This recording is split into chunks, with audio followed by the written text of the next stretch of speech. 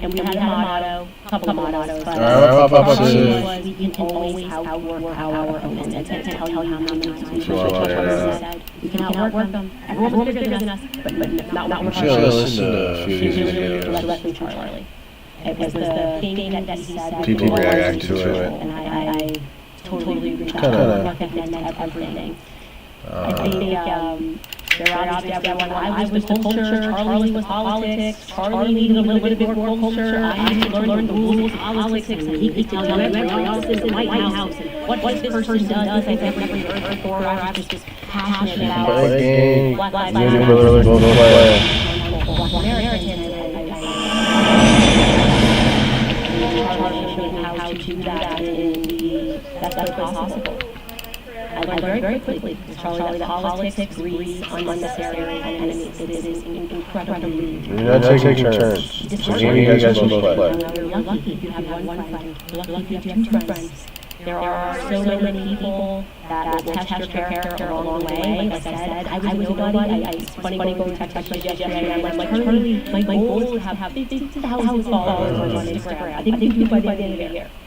And after he hired me, he had been working already really hard on doing this campus tour throughout California called the Big Three. The LA, Stanford, Berkeley, and there was somebody who was a lot bigger than at the time who was going to be kind of basing it. Because like I said, we're not going to buy tickets. You're going to Charlie Kirk speak. We had someone that they only would hear speak. Well, we have an old game? Or no, our old game by cream you on, right? Gas, inside the gas station. So that's like a game? I see this person phoning in the car. And the message is lighting up on the screen. You want to join some random person? I don't want to do that with that girl you hired. I don't want to share the stage with her. Essentially, just me. Anytime you're dosed, I'm bigger than her. There will triple A wants to come on and being all the way down. I don't want to share the stage with her. It's just me. I remember Charlie gets in the car and he something goo. He looks at the message. He looks at the he knows I looked at the message. Charlie, I said. I have no idea like where this is going. Obviously, I understand that the sensible you doesn't want to lose this person on the ticket. That this means a lot to you for tournament, but you're going to have to learn that you have to make the right decision, not an easy decision. And this isn't going to work. We keep making the right decision, you know. And I could see the struggle within him, and then he just did the right thing. He said, okay, I don't want to do this event with this new candidate, then I'm not going to do the event, and Candace and I will do it alone. And we did. We went at it alone. I actually think that particular thing hopped on, and the rest was future. For 2 years straight, Charlie and I flew around the world together on very little sleep. Always.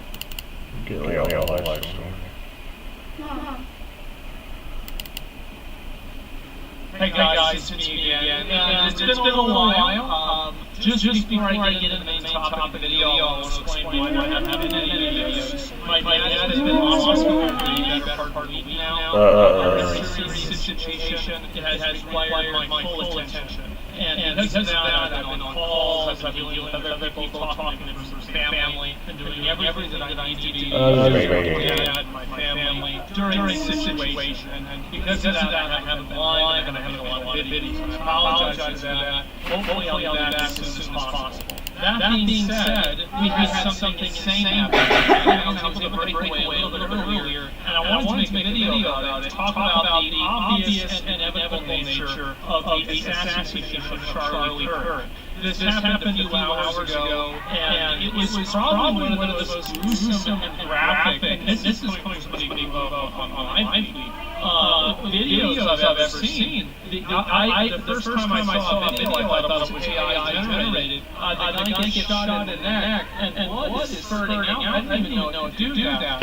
And it was absolutely fucking horrifying to see something like that happen in front of a massive audience of people. Now, if you don't know Charlie Kirk has been pretty noteworthy, like controversial guy, goes to college campuses, does live debates. It's a pretty popular format nowadays, and Charlie Kirk has been popularizing it and utilizing it now for many years, and Zoom featured in South Park recently because of it.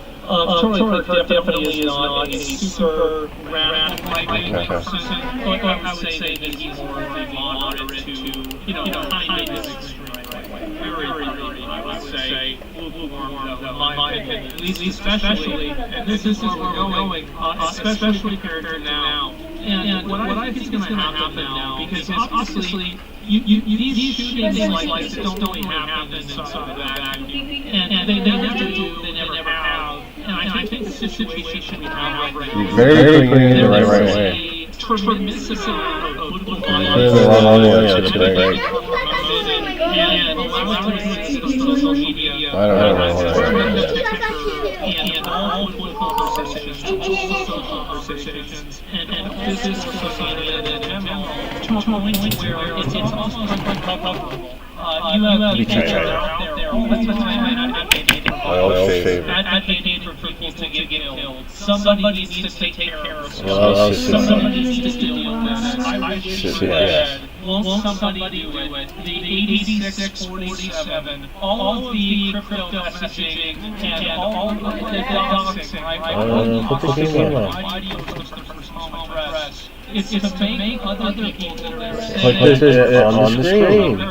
It's to give them the ammunition they need to kill that person and put that person down. That's why I'm doing it. And so that's the reason why these devices. Does me and Ash? I want to find out the idea of these Tesla loans, like the beginning of the year. It's so they can destroy their car, destroy their lives. And this isn't necessarily a one-sided thing. I think that in the last 5 years or so, especially since BLM, it's been a like 90%. Why are you touching it? You're the reason it broke.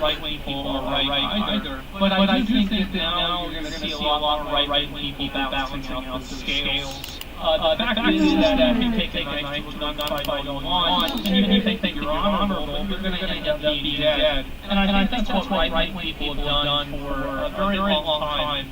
They tried to speak about political violence, they tried to advocate above it, not try to stoop down to that level. But the issue is that a lot of social media companies have expressed literally zero desire to be bare minimum moderation. I think that the worst actors are Twitter, X, and both of these platforms are full of a bunch of extremist nut jobs that not only should have their accounts banned, but they should probably be put in mental institutions. And I think that now, I find it taking a step back or so, and seeing how many people are coming around the inevitable that is the only path forward. There are so many people in society now that are just completely unhinged, unmedicated, and really just completely insane. That you can't have a person like that running wild out in society. They cause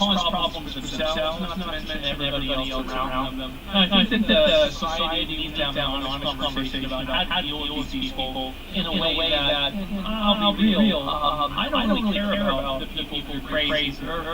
Their well-being and the way that things are for them. Of course, obviously, I wouldn't want it to do that, but it's certainly not important. What's important is all the people aren't crazy, making sure that people that aren't crazy, who are good actors, law-abiding citizens, are able to live a life of peace, a life of prosperity, and a life without fear of going on the subway, for example. And I think that every single person in the world deserves to live in a place like that. And I don't want to see server. And it sure seems like it is. And I think that in order for that to happen, we need to have a conversation about what do you do to keep that? You can get that shit going on. Yeah, just leave it there. I don't know why you're grabbing shit. That way you make money back from prison and whatever. That's the way but for some reason, the way that makes me feel has made me unwilling to look at this obviously.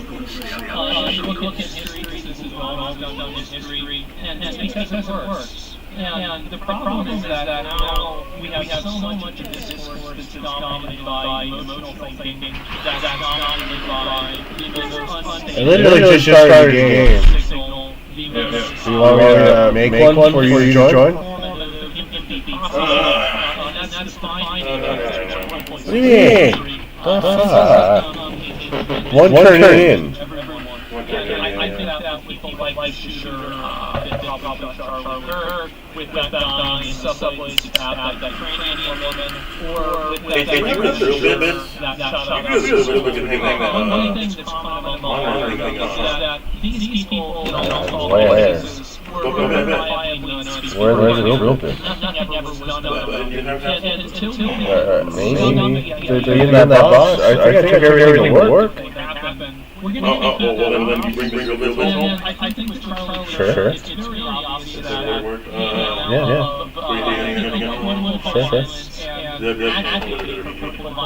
Because you're lazy? Oh, when you want to go to a gym?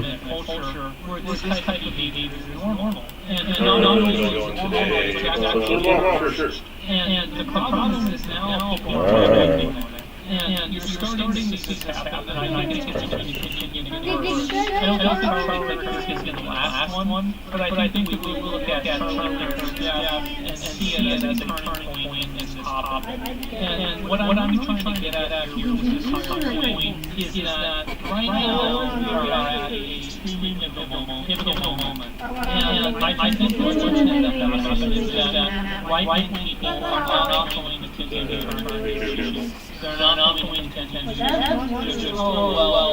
this is just crazy left radical. I think you're probably going to see right-wing people do the same thing, left-wing people.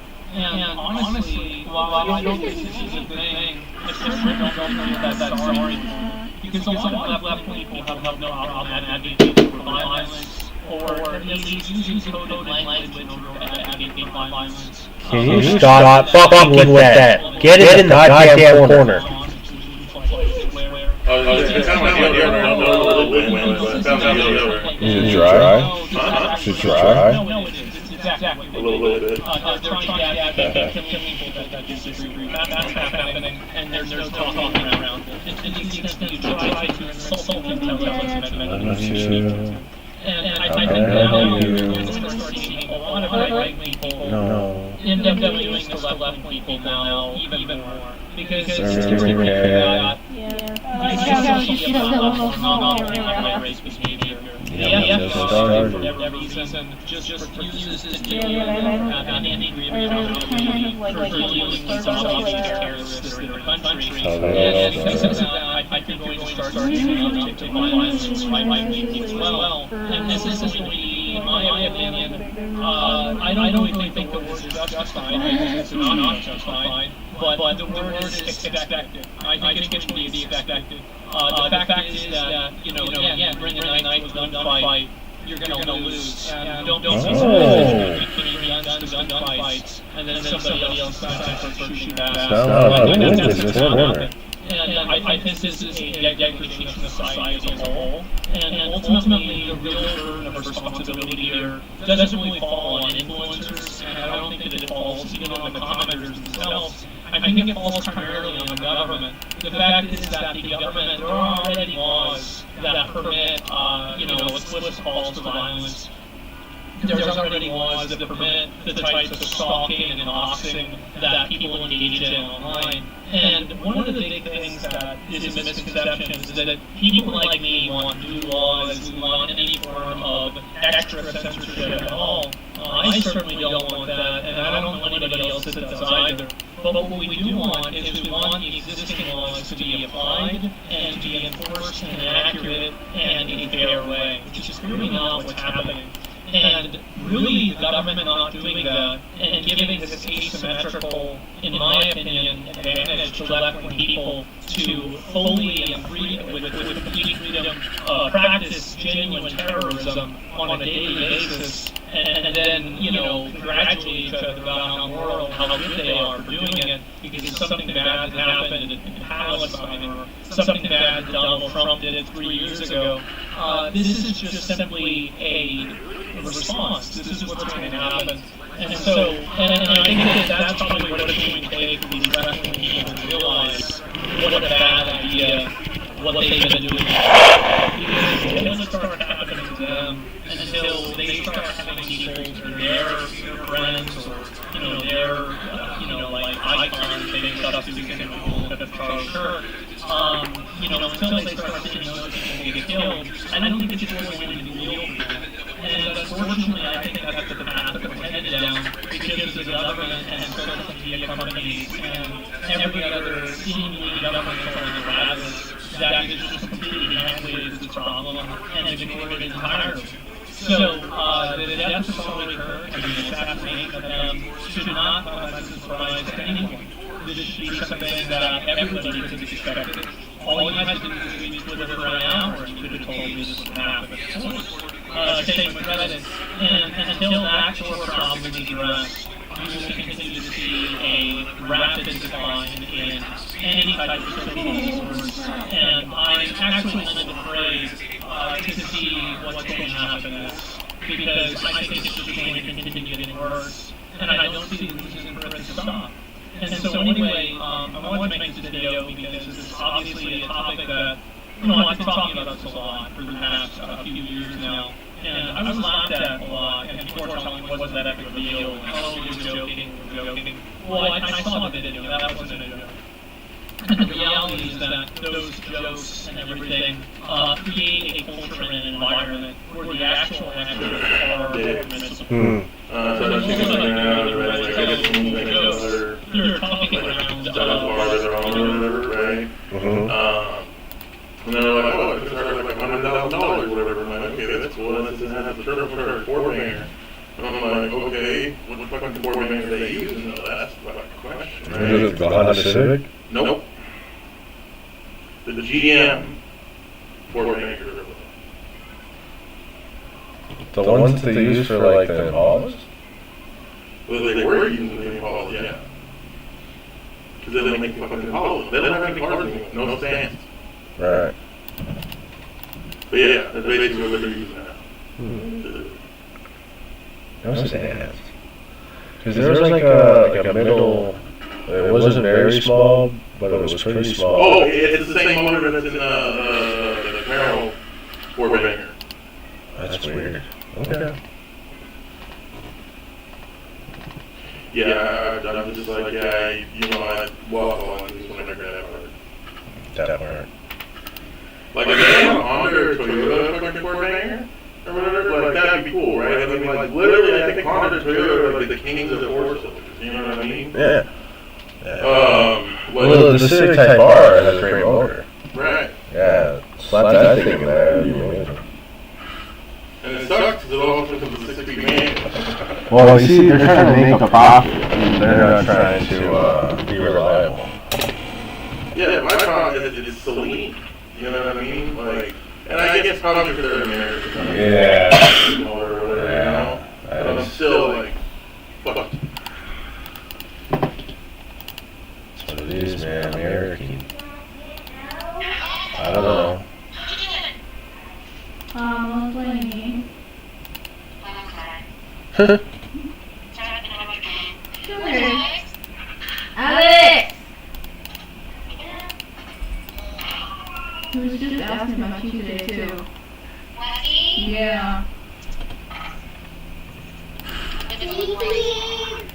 Hello.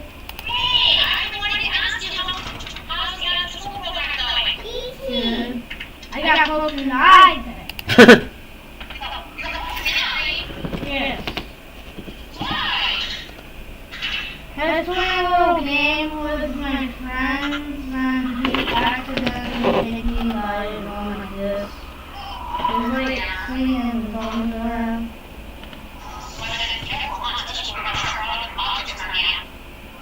He did not have any sharp objects. He just... Yeah, but he had nothing in his hands, he was just going like this.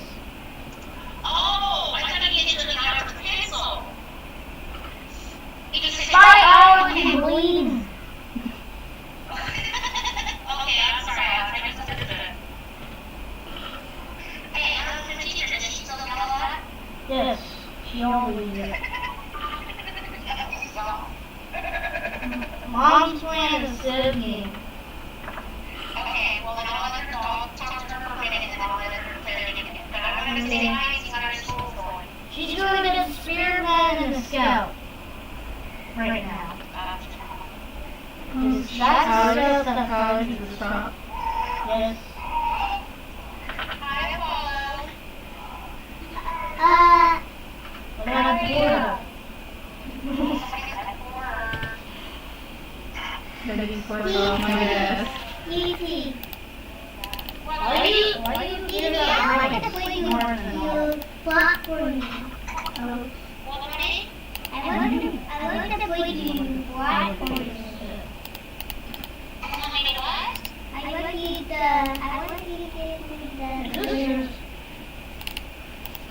Stop touching things, Alex. Yeah, but I don't have to wish that the perfect. Oh yeah. Grayson? Alright, let me know what you're doing, okay? Love you, boy. No. Because... No kisses? Yeah, Okay, that's fine. I actually give mom kiss. Okay, let me kiss. Sweet. Yeah. The company will be kiss later. Alright, let's talk about it, everybody. And mom. This is what. Look at this on here with the audio. Okay. Right? Because it's not audio. Can we pick up the first, right? Right? Yeah, keep it until Sunday when we bring home. Do it. Did? Alex wanted to go fishing. Too bad. Alex wanted to go fishing. Okay. Well, Alex, it's up to him, really. What do you want to do? You want to go spend the weekend with Gigi? What do you want to do? With her? No. No, not fishing with her. Fishing or go see. For like a weekend. Yeah, Yeah, it's sure. Well, man. You go fishing another week. you want to do that? It's up to you. Yeah, there's plenty of time for that. You're gonna go see this weekend. Yeah, you're not. He can go see you. Okay. Imagine if I did that first thing and I caught a dolphin. Mark will pick it up right after work, okay? Okay. I'll just have to get. What time does it get out? He gets off work at 5 o'clock. Okay. What do you want? Imagine if I tried to get fish first try. Yeah, I'm going to forget it. I totally forgot that you have to. That would be funny. Oh, well, Mark still has work tomorrow, so. Yeah, that's what I was like. Usually, yeah, school Friday. Right. Yeah, so he'll pick it up right after work and we're Okay. Yeah, no problem. Alright, Alright, we'll talk to you soon. Okay. Alright. Hey, can I bounce on here? You're gonna go see Gigi this weekend. Yeah, Gigi. We're gonna come pick it up tomorrow. I don't say Rowdy, I say GG. My real name's Rowdy. Alex, stop. Alex, stop! Yeah! Give me this! I need it! This is my school. I own this school. Why don't you go get the red one in Christian's room? Okay.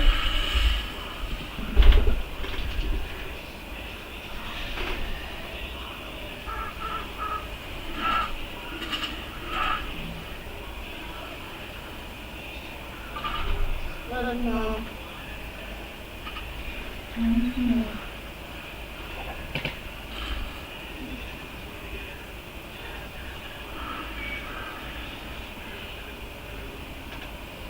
Does that mean stone? Yes.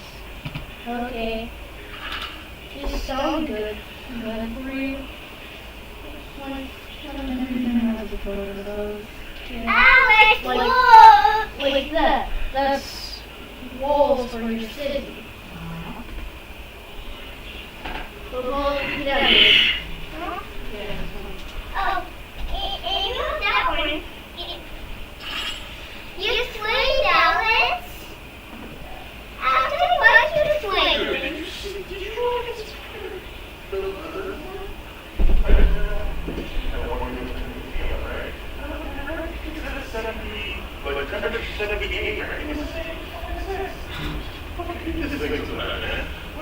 More in here.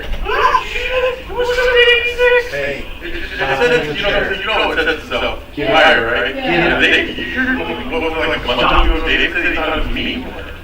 Like, I think it was by a club myself, you know what I mean? Like, if you let it go all one day with like 100 degrees outside, it'll just keep going up. Like, one time I literally seen it since 97. As an officer, leading men in combat, and the option, ignorance was not an option. So, some of the things now I don't have it, memorized, but there's some pretty key elements in it that kind of stand out. Like, I don't know every word of the Constitution, but I can recite preamble. So I know what some are in terms of what the dopes are. One thing that struck me as concerning is it's like 70 degrees outside. Secure distribution sites in Gaza under the Gaza Humanitarian Foundation 4. Prior to the blockade and prior to the stopping of UN aid going in, 2 degrees off to 70. I'm still back. 2 degrees so off. out of the 4 sites that we have, only 4, 3 of them I think I'm located within 150 to 200 meters from each other.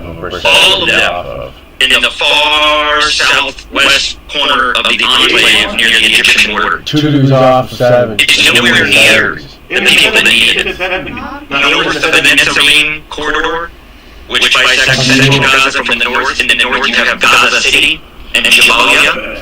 That is where the population right now is the most vulnerable, where you have death, starvation, they're isolated. No aid is going into there, and there's no aid sites there.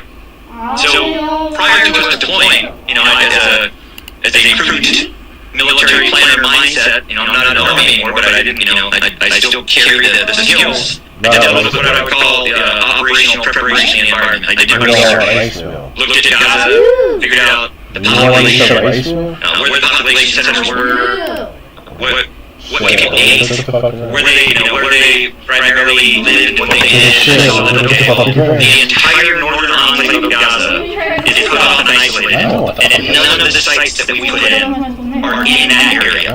So, who are we providing aid to? So the 3 sites out of the 4 that are all the way down in the southern tip of the enclave, all of them are co-located or nearly located with an IDF combat unit. Can you shut the fuck up already? In that area is where the IDF is actively conducting, and this is not an opinion that anybody can refute. This is a fact. You can look it up. The IDF is currently conducting Operation Gideon's Chariots. It's an offensive operation. It's not a defensive, it's not a security, it's not an aid operation. It is an offensive combat operation, and they are conducting that in the south, where all 3... While I was doing a speech debate at a local college in Utah, this whole thing is wild to me. We are filming this data that happens, we only have the information that's been released so far. But tell everybody a little bit about who Charlie Kirk was, what he stood for, and we'll kind of break down from our perspective of costs of maybe how this happened, a little bit of background of how the shooter had access to this rooftop, and all the questions that people want to know. Well, I think as we get into this, I think it's important to highlight that we're recording this hours after this has occurred. Only limited information has come out. More obviously is coming. We'll continue to update that, but I think it's important that people keep in mind that there needs to be some form of compassion with this, regardless of the political side that you're on, that in the back of your mind you should be thinking, like, this could be your father, your friend, a brother, and just keep that in mind. So Charlie Kirk, he's 31 years old, he left behind a wife and 2 children. When you were there at the instant when the shooting happened, yes, it's even more tragic. Yes, and you think of all the trauma for all the students and all the people there that were attending this event. But he is the co-founder and president of a youth organization. It's called Turning Point USA, which he founded in the suburbs of Chicago back in 2012 when he was just 18 years old, and he's been a part of that nonprofit since. So I dug into Turning Point, and Turning Point USA is a nonprofit organization that advocates for conservative politics on high school, college, and university campuses, since where he's at today. On their website, as soon as I logged into it, they already had information about the death of him and asked for prayers. But their mission, according to the website, is to identify, educate, train, and organize students to promote principles of fiscal responsibility, free markets, and limited government. So basically, in short, it's a conservative youth activist organization, and this organization is huge. So they have a presence in over 3,500 high school and college campuses. There's over 250,000 students. Got once or twice. And they have over 450 full-time and part-time employees working at Turning Point USA. So this is a big non-profit organization that goes everywhere. And in the last few years, it's become very, very well known. Some interesting different things is he has a very experienced executive protection team, and that team is led by Dan Flood. He's the head of risk strategy and head of executive protection and cybersecurity for Charlie Kirk and his organization, so he has security wherever he goes. Dan graduated from the Texas A&M University with a bachelor's degree. He was in the Marine Corps where he specialized in counterterrorism. And then after he got out of the military, he started his career in executive protection. And he's been with Charlie Kirk's team since 2016, so 9 years. So my impression, I've dug into his background and a lot of his photos on LinkedIn and Instagram, and he has a very solid-looking team on staff, and that's just the ones that have been pictured. I imagine that there's many more that are behind the scenes or that come in and sort of looking at their contract. So I guess the real question is, what is he doing at this campus? Where was he, and what's the point of him doing that? So this is the first stop of an event, of a whole tour that he has, and it's called the American Comeback Tour. It's free to attend, but you have to register. You have to go on his website and register, and students attend this. And this is his first stop of multiple locations. He's was at the Utah Valley University, which is located in Utah, 1 hour south of Salt Lake City. On deck, he had other universities like Colorado State, University of Minnesota, Virginia Tech, and a lot of other locations. This specific one in Utah Valley University, had over 3,000 people in attendance. They only had 6 police officers working because Utah Valley University actually has its own police department. They had 6 people working.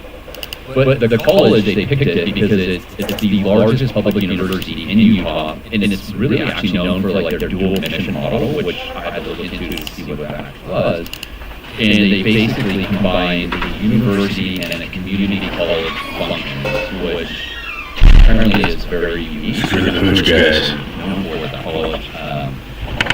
And here's one of the interesting things is that college has over 46,000 students, and they're also really well known for their first generation students attending, which I dig into that, and that basically means if your parents have not graduated from a 4-year university and you attend and graduate, you're considered first generation graduate. And this college leads that, so they're very much advocates of young adults that their families have not education. They really actually support that. They have a lot of really good programs at the school. And then the last little thing I want to add on that is knowing Charlie Kirk is political, and with politics and rallies and events like he's holding here, you're going to get opposing sides.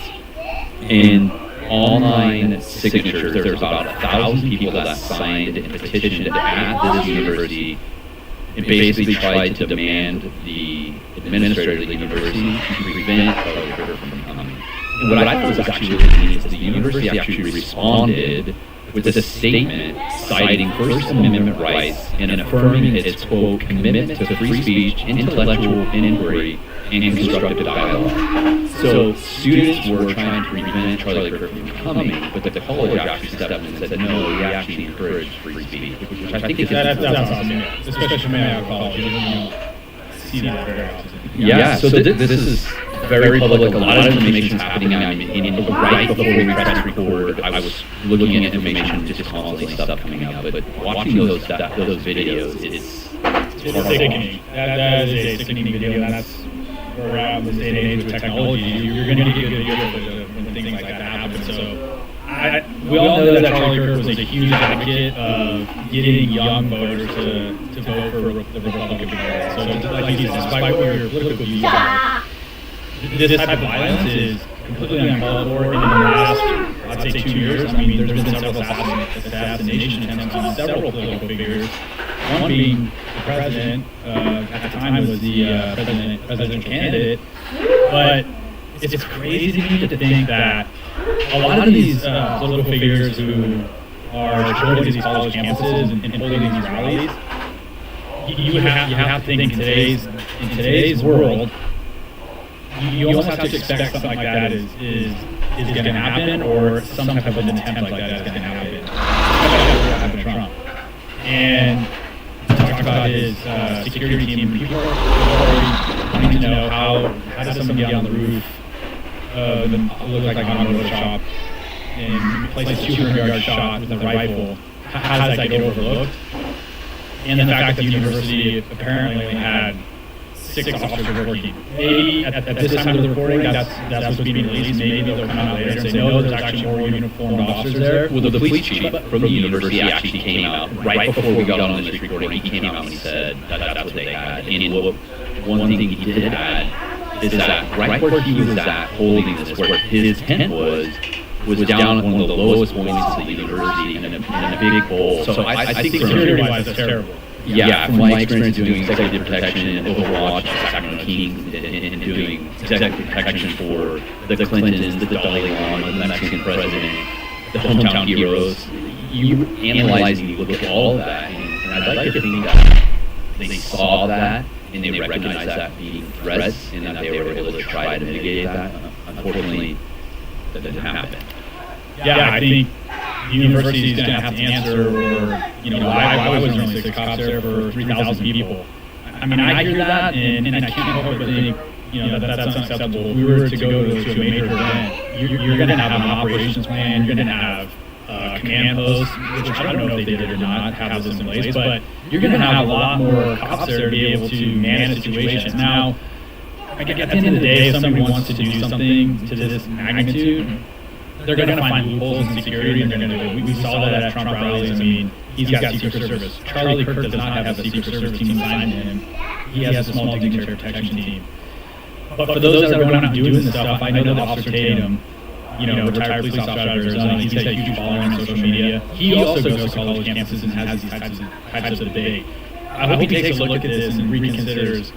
I don't think we should take this away from people, because that's not fair. Because people do have the right to free speech, and they should be allowed to go to a college campus and have debates with people, especially intellectual debates where, look, Charlie Kirk and these other guys who are out doing these things, like, they're highly intelligent people. And in fact, I just told you when I got here, I just recently watched a podcast with Charlie Kirk and Gavin Newsom, 2 completely opposing parties, but are willing to sit down with each other in the same room and share a conversation with each other. That should be allowed to happen. The violence is completely uncalled for. And, I think that you're going to have people that see this type of things, and they're not going to be going to college campuses and doing these public debates anymore, because the risk doesn't outweigh the reward on this. These guys are family men. They're trying to go out there and promote the Republican Party, and then this is what's happening. I mean, his wife and kids were there. He's a 31-year-old kid trying to spread the word or a message, and he gets assassinated. Well, what's interesting about him is, again, this comes back to the violence. But he's held a lot of different rallies, and they've not been violent. It's very vocal. Well, we talk a lot about complacency, like we have ops, and it's like, well, the average person who's doing these things, you have to look at complacency yourself, because these things are happening more and more, and they're happening more frequently. And I guess it really doesn't matter how big a security team you have, it still can happen. So I don't know. I just think what I do like about this type of debate is he's out there, and I'd like to think that his executive protection team that has threat assessments and keeps him updated. But that's more like close proximity to him. Yeah, but like not allowing people that close to him. Yes. I'm saying more of a broad security. Like, why not fly drones or have drones overhead? And again, maybe they did, and we just don't have that information right now. Right. But if I'm in his position, knowing what has been going on in the country with these types of violent assassinations, I'm going to have that stuff in place, because I want to check rooftops. I'm going to have all that in place while this is going on, and so that if there is a potential threat, at least I can get ahead of it. The team can be aware of it. I don't know. It's just show up to these things, thinking you have a small team and that someone's going to physically attack you. That's not going to happen. People know that. People know that like, they can't physically attack you or get that close to you, because they have these small teams around them. They need to think more broad. 200 yards is not that far away. No, you're right. On a rooftop. Yeah.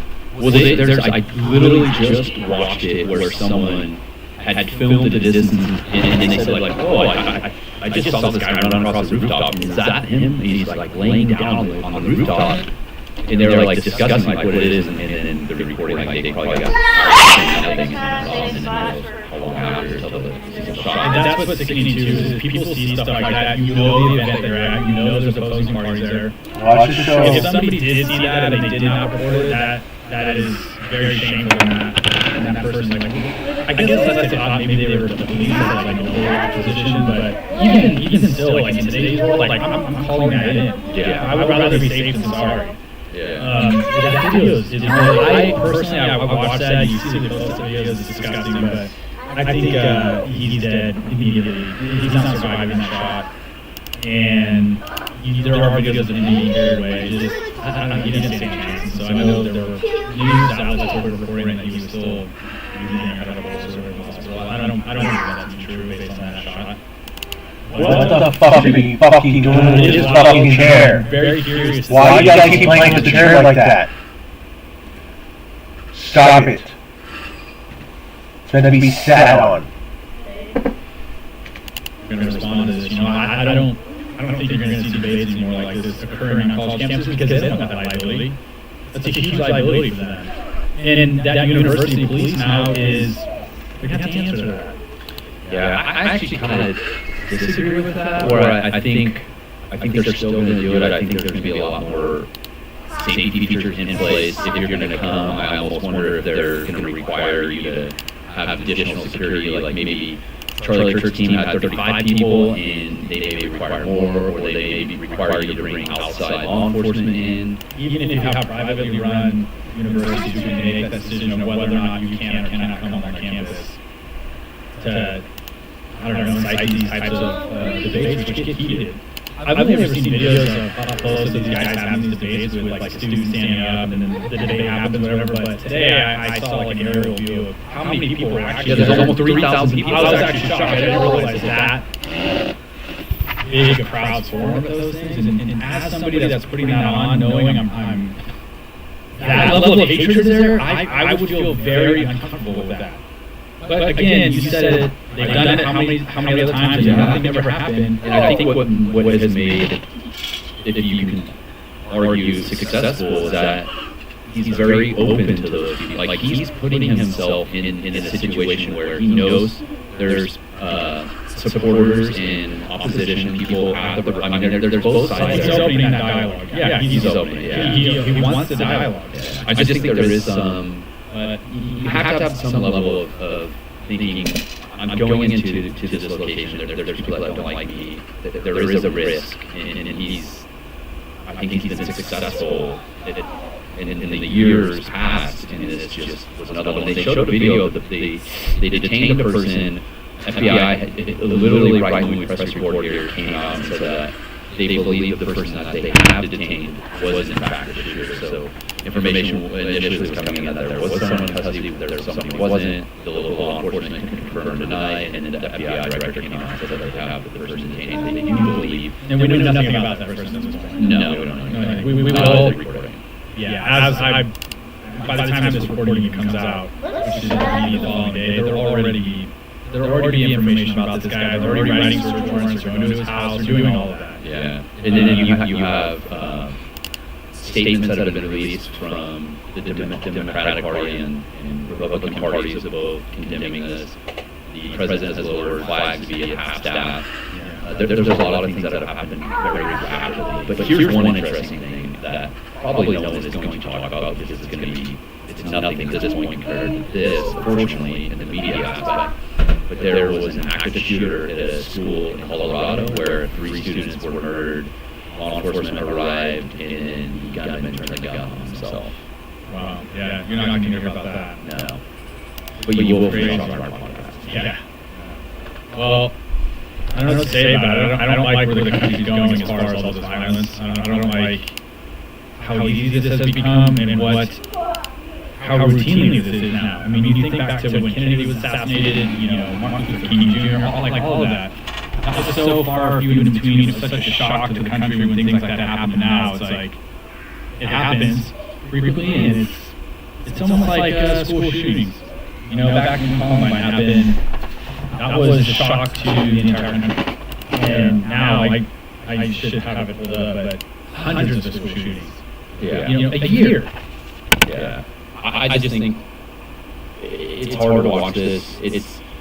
There's people that are celebrating this. There's people that are there's going to be really upset about it. Yeah, it's sick. And what I hate too is I hate the social media aspect of it. The videos floating around social media, whether it's people are celebrating it, whether people are saddened by this, regardless, that is a human being that did nothing to anybody, had 2 kids and a wife, was trying to do good for his family and the country, and somebody decides to be that upset with him over his own opinions to take his life. I can't, it's just hard to wrap my brain around, and the fact that he does have family, that stuff is all over social media.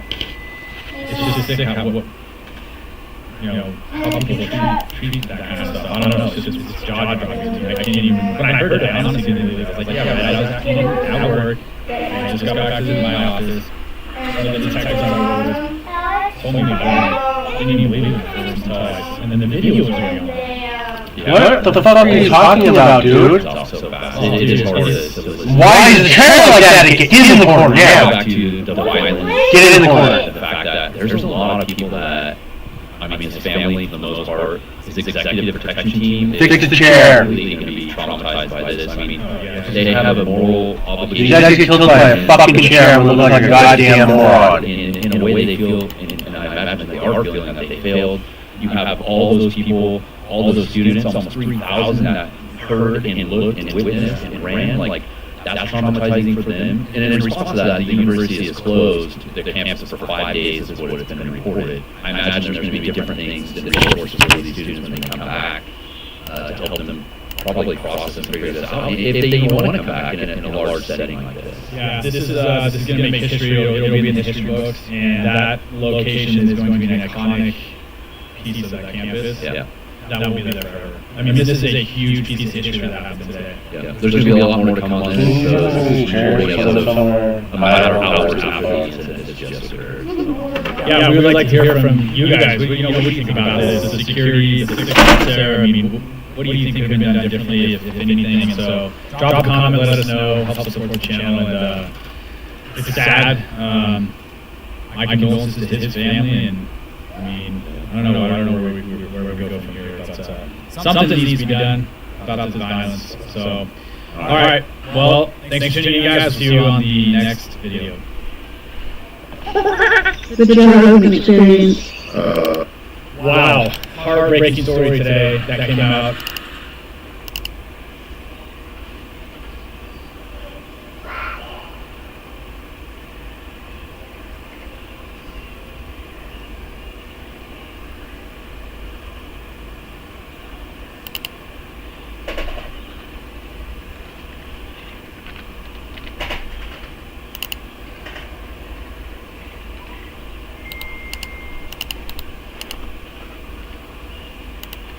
Test.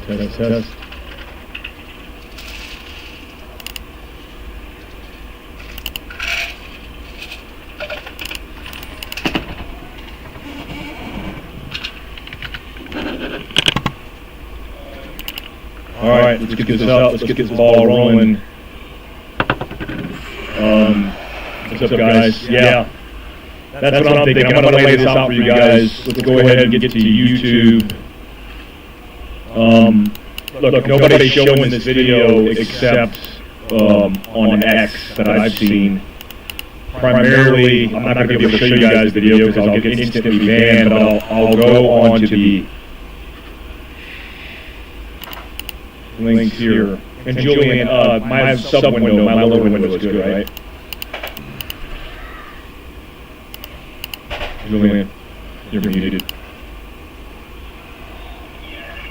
Okay.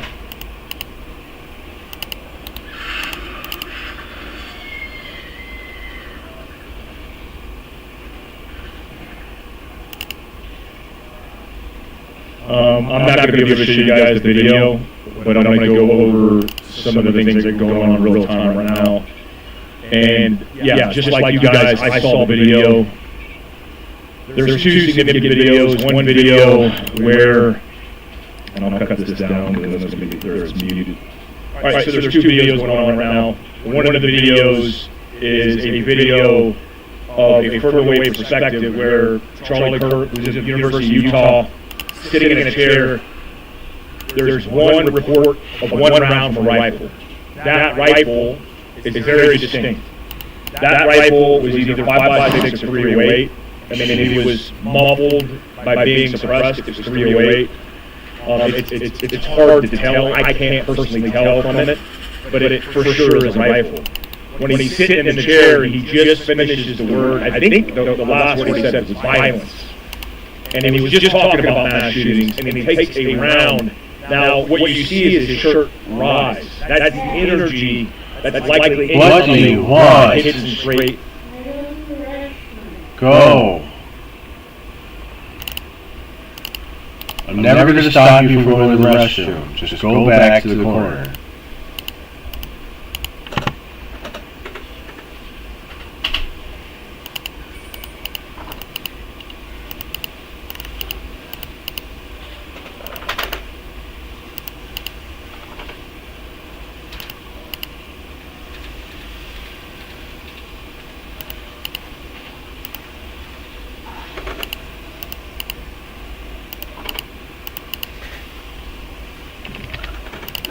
In the neck.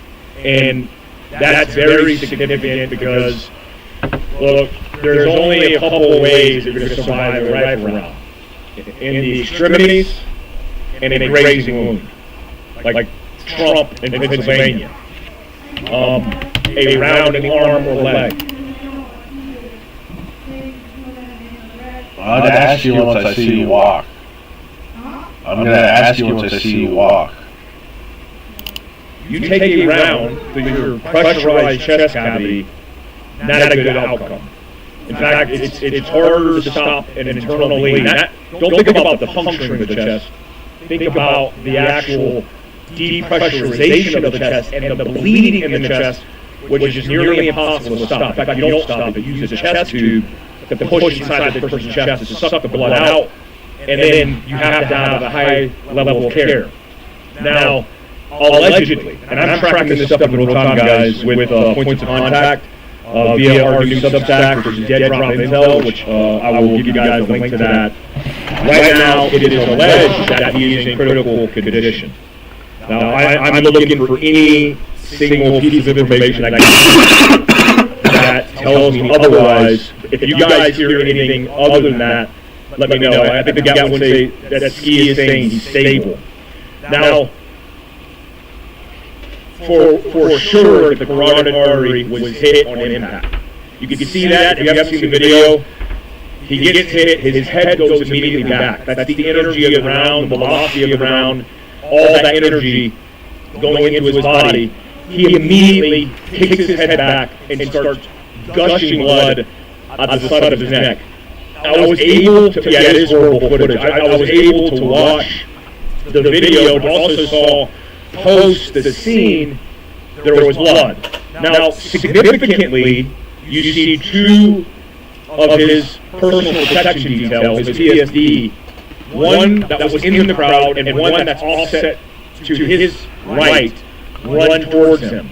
These dudes, I actually know a couple of the guys. In fact, one of the guys that we work with on this Substack on Dead Drop Intel, it was on his PSD. He told me just now that a lot of his PSD was young and inexperienced.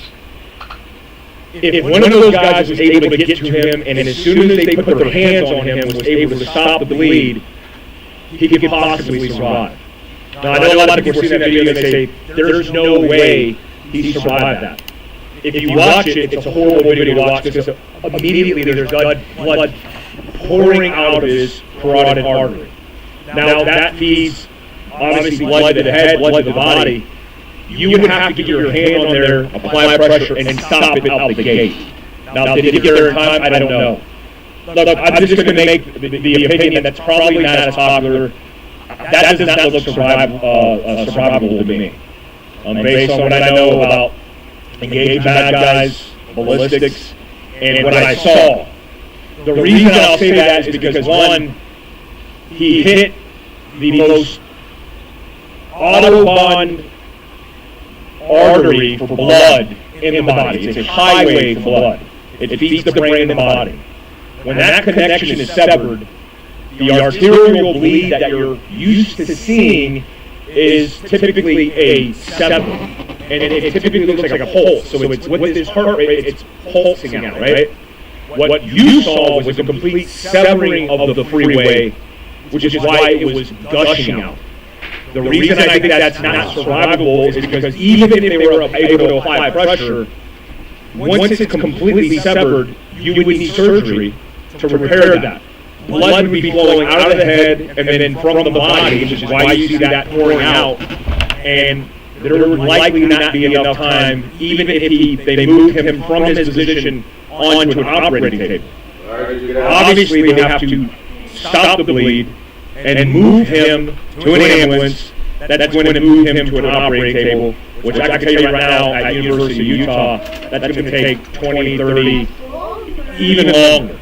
Best case scenario, minimum 30 minutes for him to even get into the hospital, to get into a surgery situation, and that's everything was prepped. So the reason I don't think there's a high probability is it's just too much time. Now, if he grabbed his neck and he was conscious, potentially something different. Also, you notice he went limp. When you go limp like that, it's telling you a few things. His central nervous system was potentially compromised. Now, it could be the energy from around, and there's a lot of velocity in the neck. When he put that around in the neck where it appears to be, it potentially severed his spine. Now, again, I don't want to be the bearer of bad news here.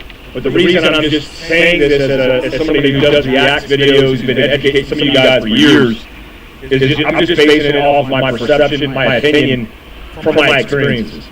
Now, what's the more significant issue here? I pray for Charlie Kirk and his family. He's out there trying to spread truth, in my opinion. I like Charlie Kirk.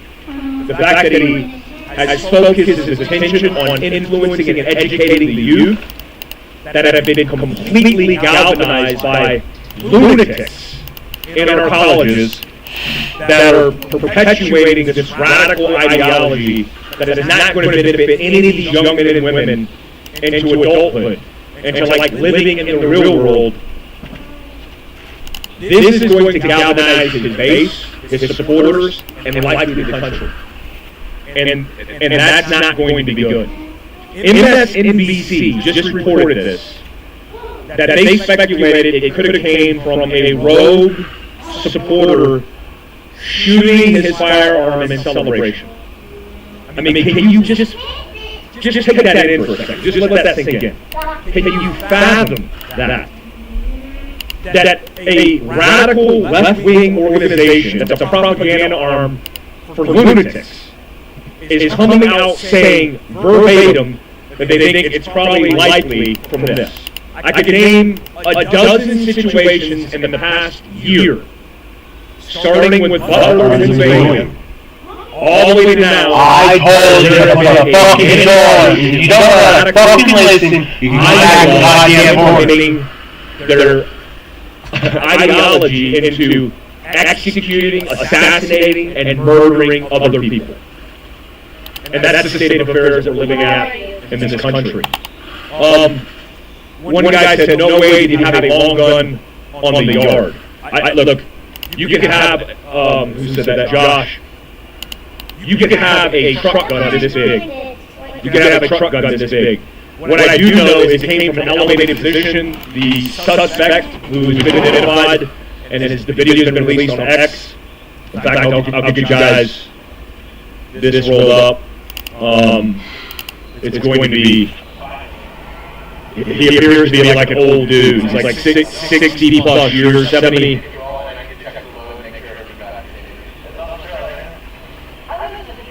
Yeah, they say the suspect is in custody. AR-10. I'm going to roll this and see if I can get it.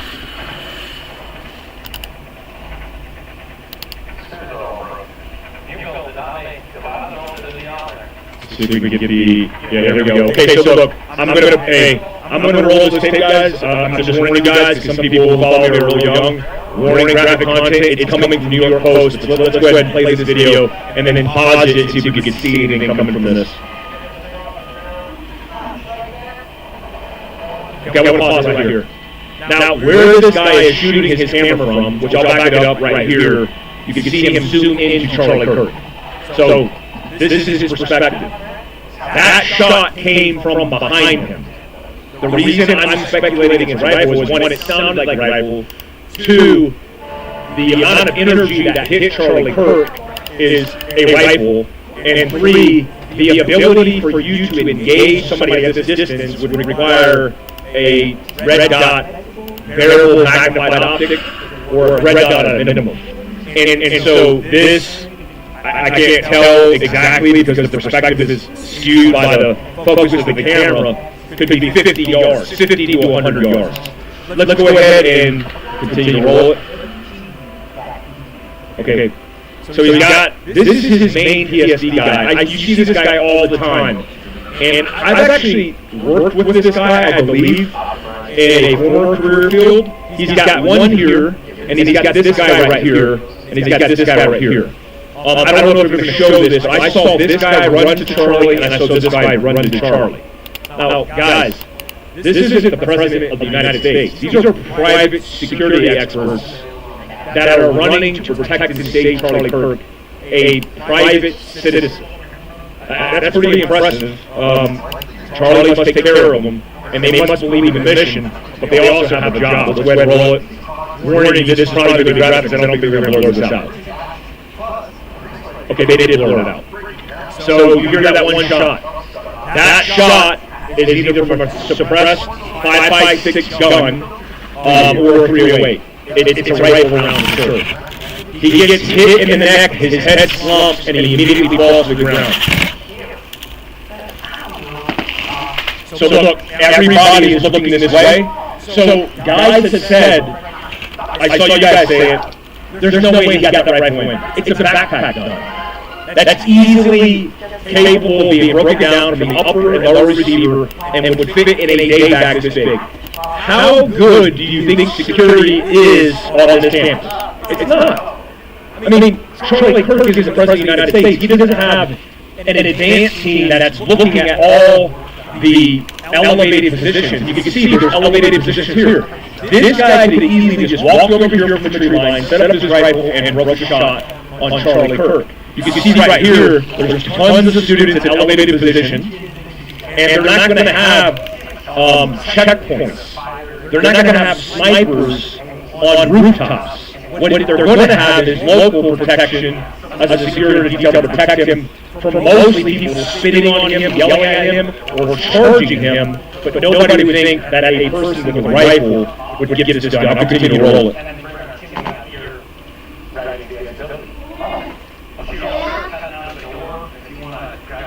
That's distinctly a rifle round.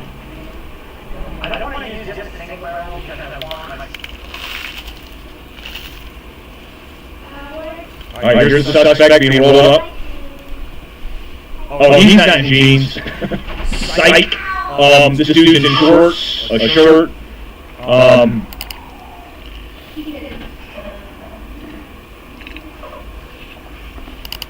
Appears to be 70 years old. Look, here's a great example. I don't know where his booth was, but look at all those elevated positions around here. Look at these people trying to record. I don't know if she's trying to record something. Yeah, plenty of elevated positions to be able to take that shot.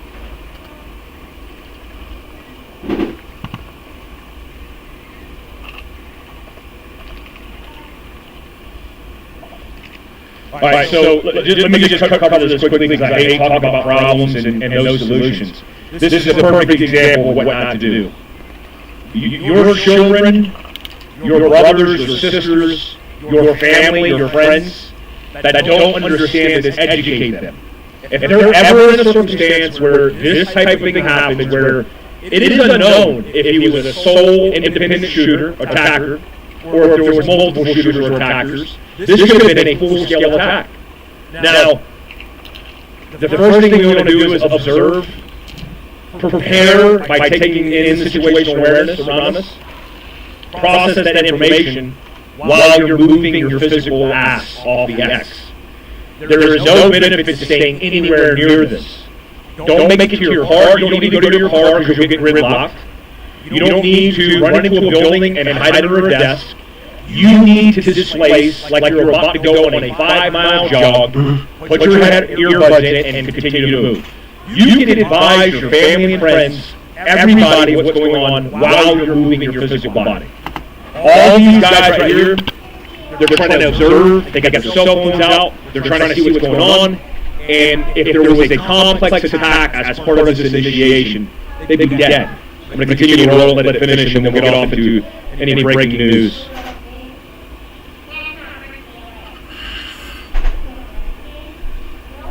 Yeah. A lot of people report it is as fireworks. It's not fireworks. It's shots for show. All right, let's see if we got anything else. Let me go back to you guys here and see if I can get you guys questions. Joseph says he is passed. Has that been populated? Anybody provide me the link? If that's actually being released, I'm going to go ahead and check my updates. OODA loop. OODA loop is a great way to identify what the process. I use OPS, observe, prepare, survive. It's a little bit easier to wrap your head around, but you need an explanation just like you do with OODA loop. Let me see, I got an update.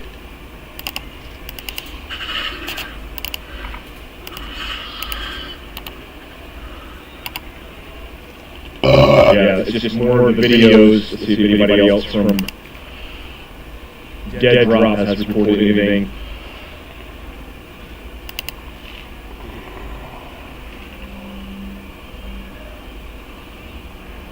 Okay, Tim Bull is saying he's in stable condition. I just can't fathom that anybody is saying that he's stable. That would be hard for me to believe, but I mean, miracles happen. I mean, if somebody applied direct pressure to stop the immediate bleed, and then the first, as soon as they contacted him, if that person was able to apply direct pressure, there is a chance of surviving that. But everything would have to go perfectly. I hope he did survive. I pray that he did. Some are reporting critical but stable conditions. Just means that, you know, he's got blood pressure. He's going into surgery. Turning Point said he's in the hospital, but it doesn't look good. For sure a jugular hit. All right, let's go back to the news, guys, and see if there's any more live.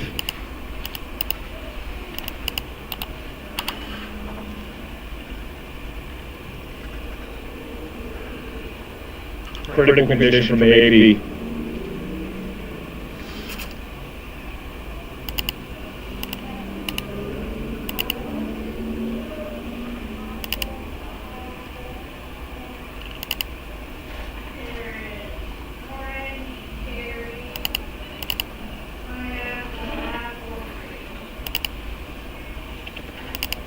Okay, yeah, that's exactly what the news is saying. See, that irks the crap out of me, man. That video should be played on a lot, just like this Ukrainian gal was killed in Charlotte, North Carolina by this attacker. This egregious, insane attack where this dude stands up with his pocket knife, nonchalantly, with all the no cares in the world. It looks like he's about to go on a hike. He just stands up, he takes the knife, and he just starts thrusting it into her neck. That should be live streamed all across the country on every news organization so you can see the reality and the truth of what's going on in our country. Nobody wants to pay attention. And in the inner city of Chicago, as the mayor is saying, nothing to see here, 11 people last week were murdered. 11 people in one city. Murdered. In fact, it's funny because Brandon, the old mayor, moved himself and his family to Austin, which has more violent killings in it than in any city really, or in any neighborhood really in America. But nobody wants to report on that. So they're saying it's so violent, it's so grotesque, it's so traumatic to watch. That's what we need to do. We need to see this. Because this is what's happening in our own backyard. Literally, my own backyard. What I was going to pull up is UVU.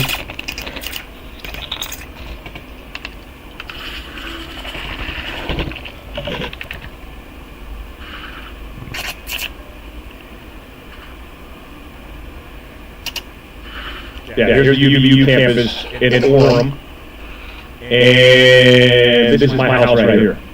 It is about a 35-minute drive from here in Weber City down to here.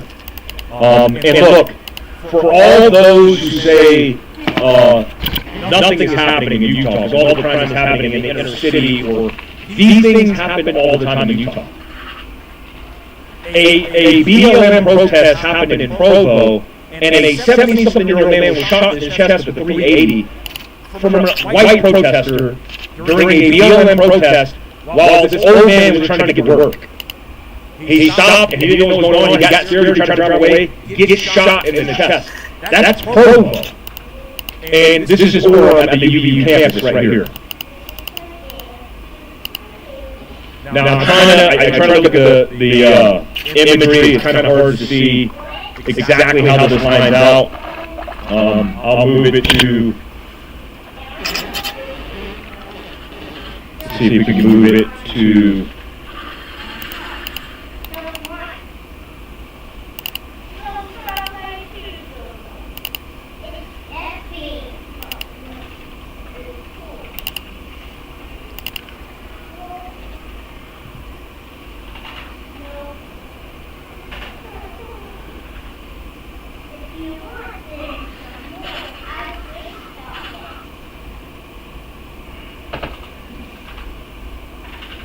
let me see if we can get a live update, guys.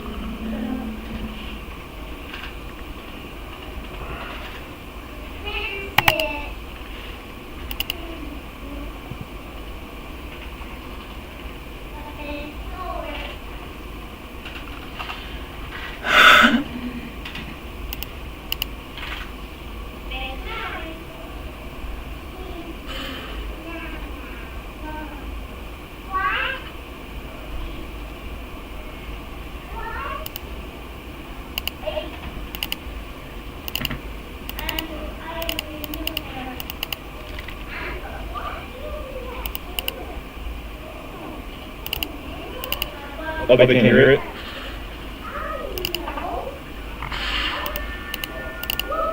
Okay. Sorry you guys can't hear this. We have a new system that we're setting up.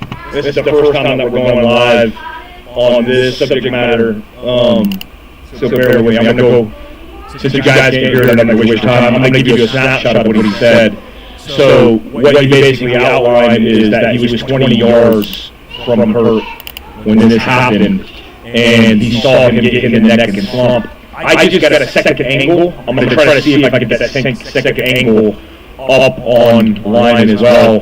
The angle is offset to, like you're looking at Charlie and he's looking at you.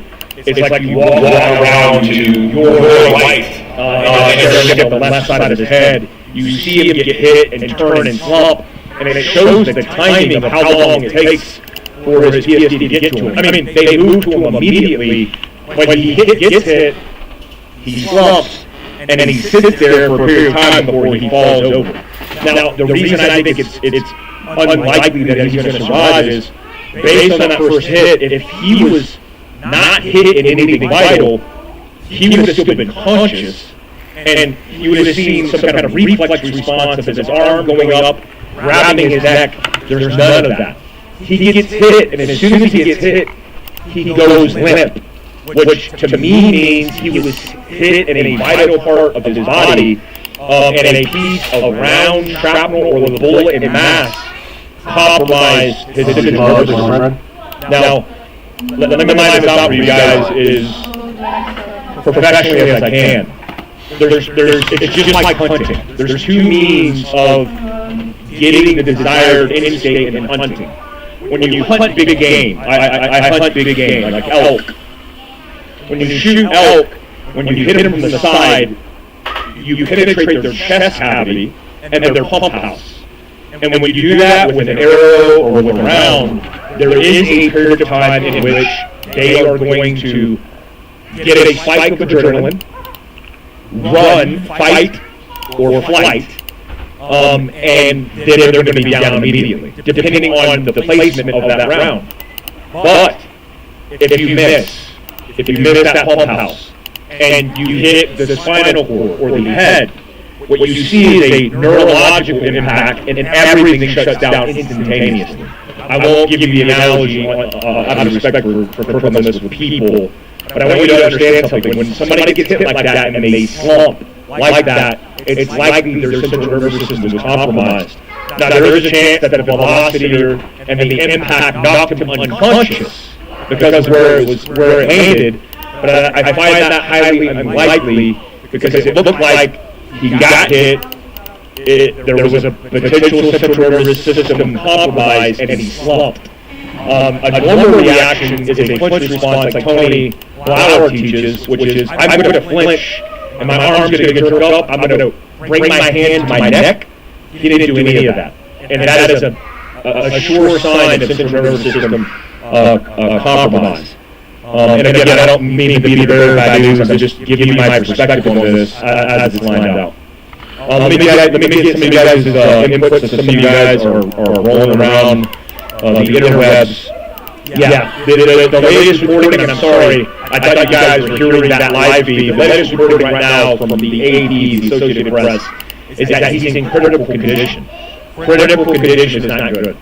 And I will tell you this, I told my chat group, actually the Family Unity Act chat group, that if they put it out and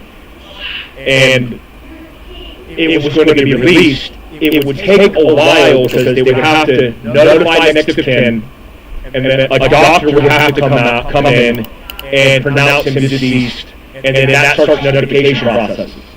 Now, information close to him would be potentially leaked, and that hasn't happened. We haven't seen that, but again, there is a chance that this could happen, and it could take a while for it to be released. Again, I hate to be bearer of bad news. Let's talk about the potential fallout, because there's going to be a lot, guys. Oh, okay. I'm doing a live today with Start Survival Dispatch. I'm actually going to get the link for the live, so I'm plugging it into the description or to the chat for this.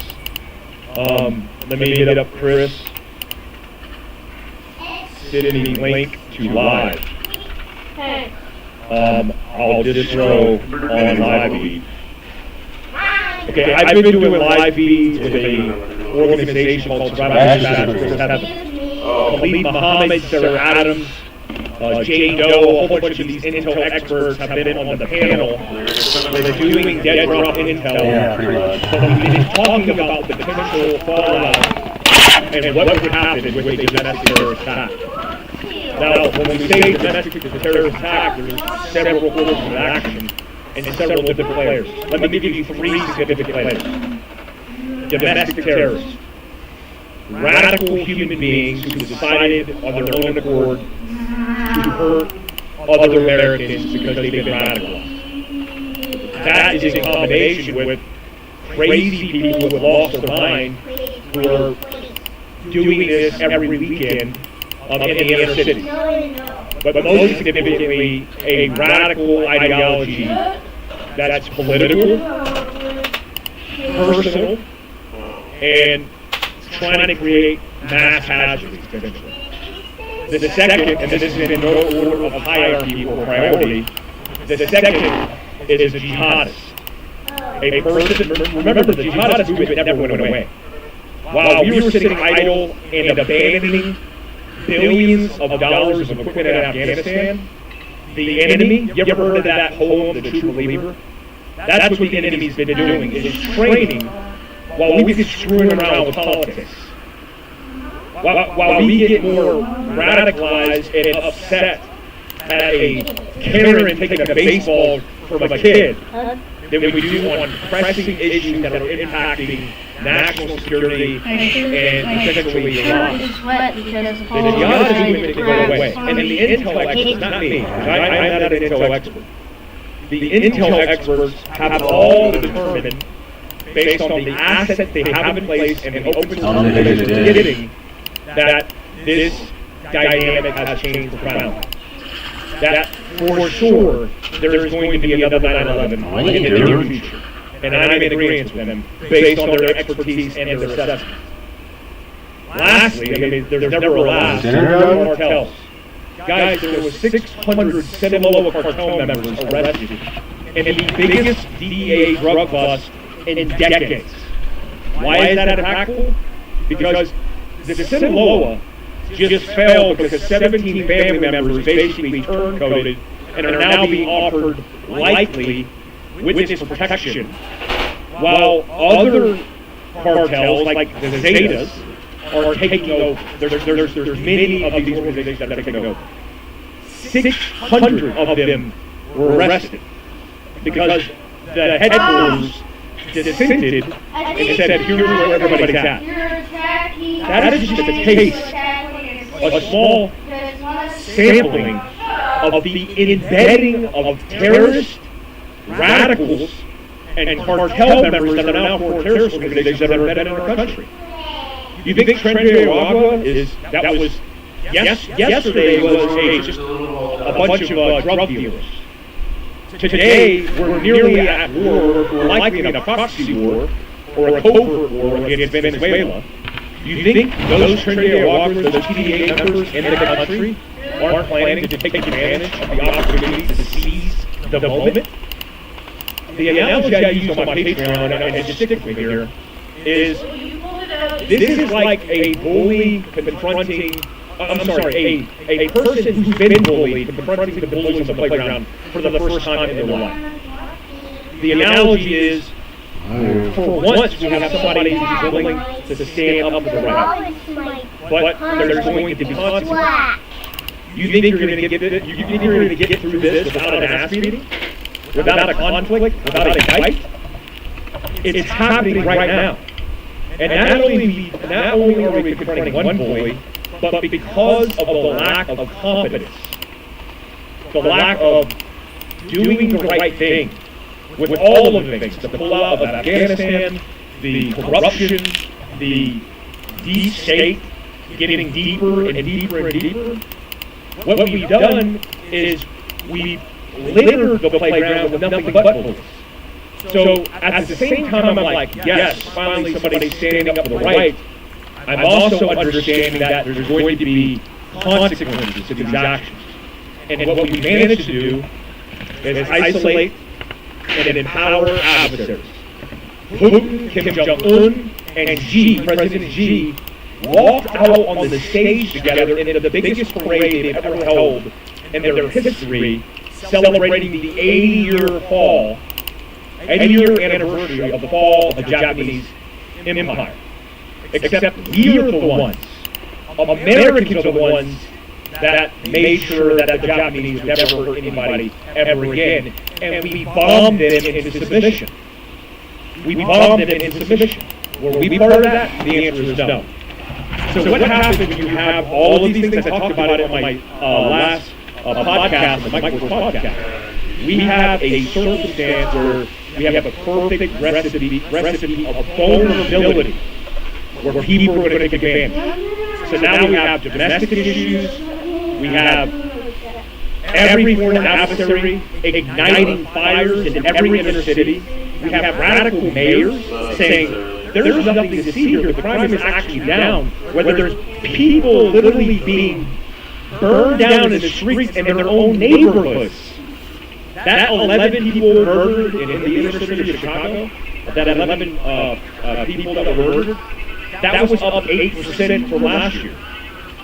So nearly 10% from last year, and you're out there bragging how we can't stand for the National Guard to come in here while you spent $300 million in 1 year on illegals, creating a deficit of $1.1 billion in debt based on your radical policies.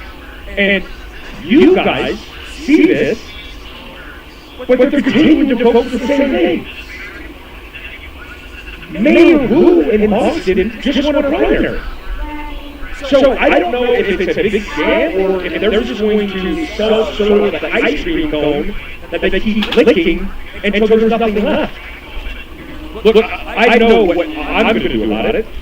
I'm going to continue to educate the world you here, but my ass is moving the hell away from everybody.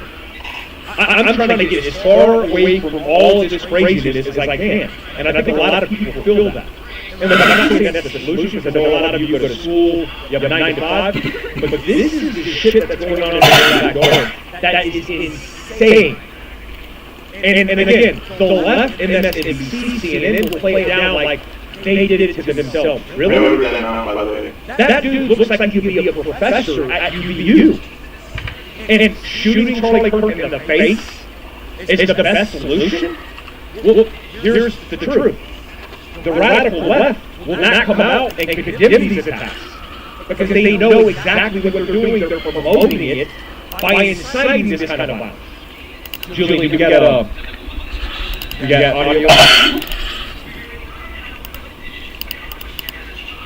Can you guys hear the video now? So, yeah. Thank you so much. I really appreciate that. Stick around for just a minute if you don't mind. And just what you saw, where you were at, when you were. My name's Kylie, and then we were just about... Huh? No, you weren't. What do you want? On YouTube, go watch your show.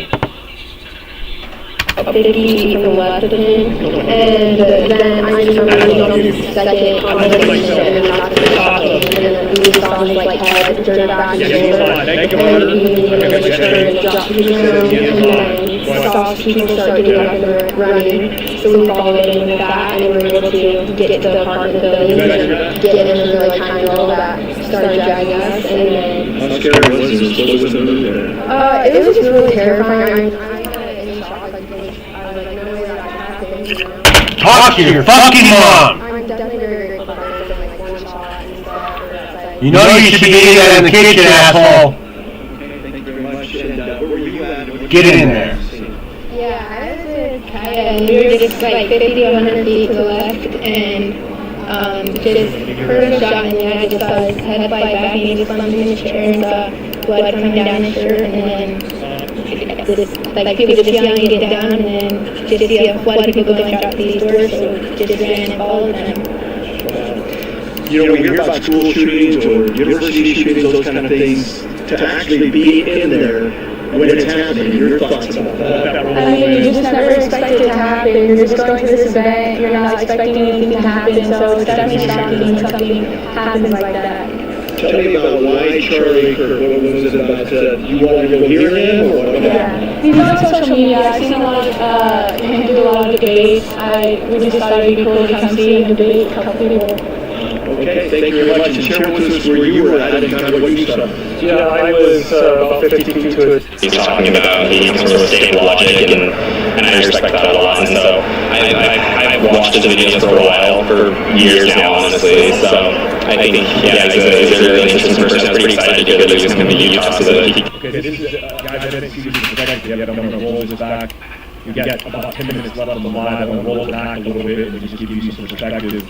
I have not seen this video. This is a video basically of some dude hanging out by the tent you can see the blurred out section, which I assume is Charlie Kirk.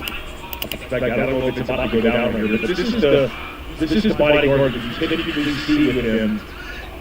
Actually, no, this is the other guy that's standing in front. The other guy's offset to the back and right. But this guy's asking a question. We'll have one of his bodyguards staring at the guy who's on the mic asking the question. This is typically filmed for his YouTube channel. And then he'll answer the questions, and then they'll move on. Brilliant.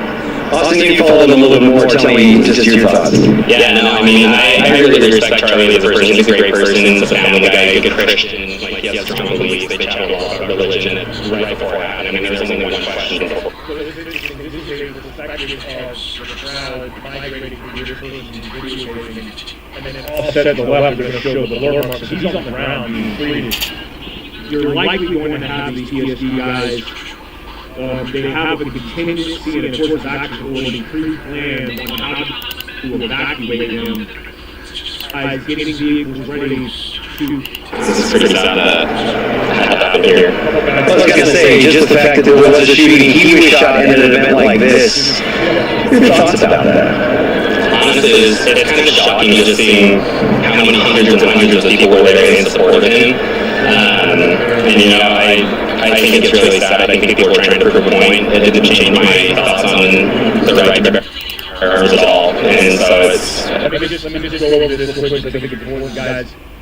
The acronym for EMTs or MEGs, especially in the military, changed years ago, over a decade ago, from airway breathing circulation, where typically the focus would have been on the airway. It's now moved to MAP.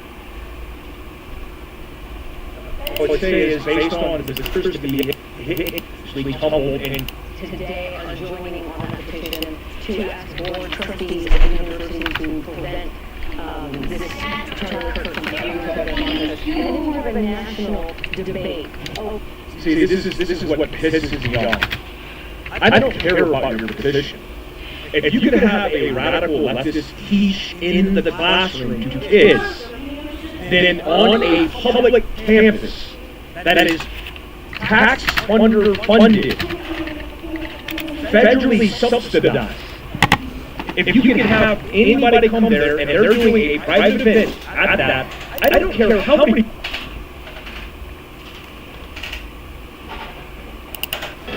A manhunt is underway this morning for the shooter who killed something thousands. Eyewitness Tony students, activist, law candidates over and up, combing through this video from the scene. It appeared video from the scene. Some new video that we have, authorities are combing through this video from the scene. It appeared somehow like hand over the chaos and you could see the guy running on top of the rooftop. Immediately following the shooting, according to sources familiar with the ongoing investigation. Now, the Utah Department of Public Safety said 2 people were initially taken into custody after the shooting, but later were released. And ties to the shooting afternoon on Wednesday. The Utah Department of Public Safety met. This is why he said to start on the black sleeve. Hey. What's up? What time are you going to sleep? I need to go sleep around 11. What time are you get up? Yeah, 5. We were supposed to get up 4. We're going to up 5. No, what time do you get up? I get up at 4. We're going to get up at 4. Oh, okay. Maybe go a little earlier than 11. They have some can last night.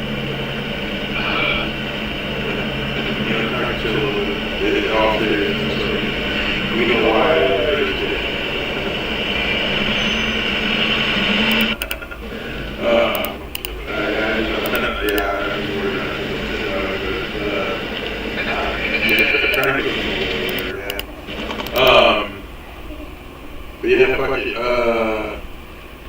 we started 6 o'clock.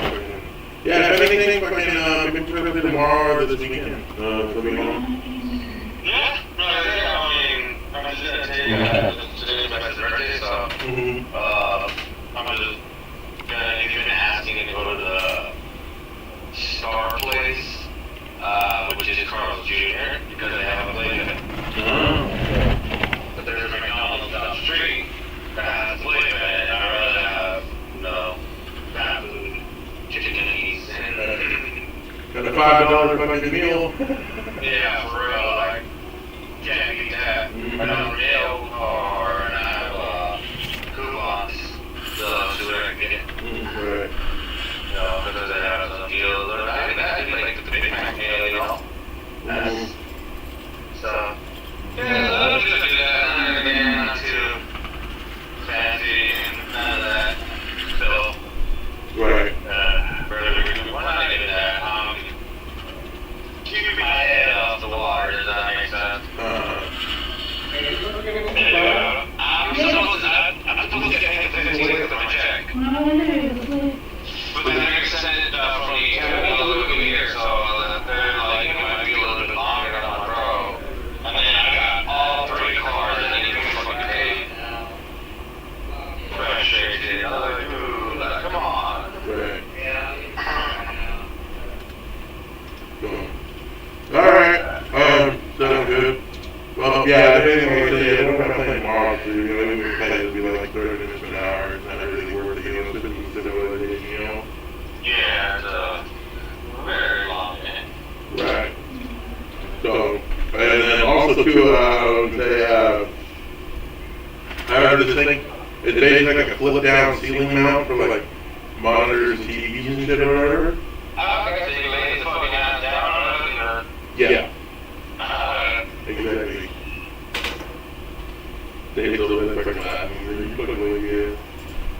Well, not fucking, real quick, I was say like, look, because my problem is, I drive for work, right? So my shoulders are always fucking tired, you know what I mean? And sitting at a desk, whatever, you use your shoulders a lot, right? And when your shoulders are already fucking tired as fuck, you know what I mean? Like, you don't want to keep doing it. Yeah. Not only that, I mean, maybe if it was a different game, maybe sit down and do that, like something kind of pace. But really, it is right there, Hey, Kirk, you guys gonna go? 10 years still, I mean, it's just You know, mom. He's taking his kid out to eat and everything with his birthday. Okay. Can't say. Right. Sure. Wait, what? Yeah. What did you say? It was like a fast-paced game, yeah, you can sit down and just get to know all that stuff, But if you were at civilization, you make a goal, we take your For actually the big thing is what he said? True. You know, 1976? yeah. But alright, man, fucking, well, I have to go over now, fucking, I'll just have a monitor that can set up tomorrow. And, yeah, so. But then, yeah, we'll shut it tomorrow. Okay, alright, later. Where you going? We don't have any drinks. Did anybody get the ones out of my car? I didn't know you had stuff in your car. You want to go check my car? No. We go get drinks. You got water in your car? No, I don't think it's good.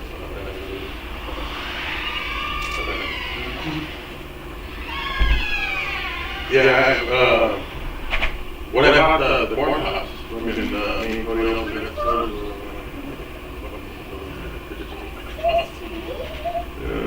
Yeah, I had no idea. Yeah, because we were doing something about else, you know what I mean? So, like, hey, we'll bring them involved, and I couldn't go to at least drinks, whatever, I just like talking to them, like, hey. No, I was like, oh, the way I leave something to drink and nothing. I'm not gonna drink milk. Right. You don't like milk? No, I don't know. Oh, Mom. I like milk by itself. I like milk by itself. No, milk is myself. Okay.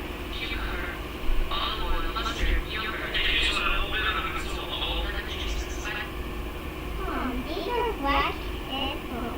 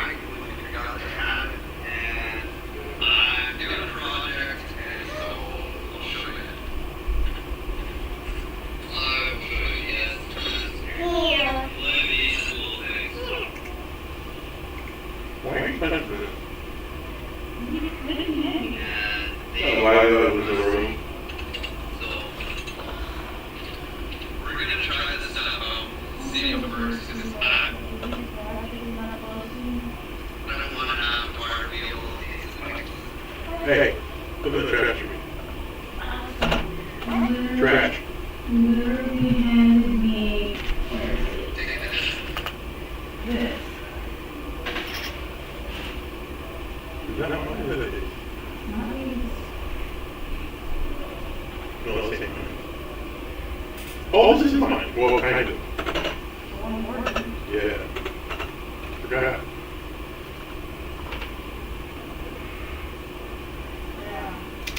Actually, what this was a girl I was talking to, but she started doing like walks in the evening and shit or whatever, and she got home from work or whatever, and I was like, you carry knives? And she was like, no, like, you know, she's like, scared of knives, and I'm like, you should stop that, you know what I mean?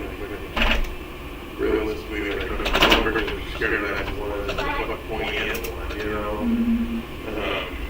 I was really thinking, I really think she's scared one.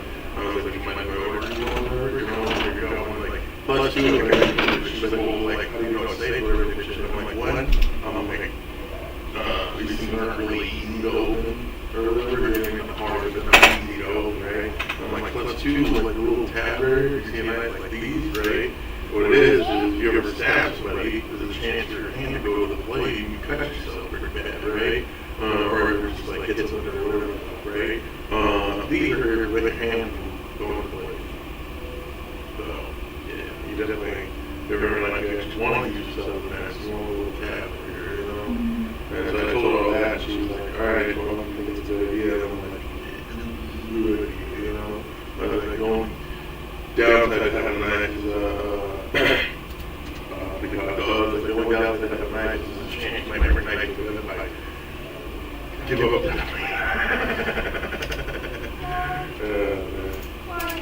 Relax, like, you wait a minute.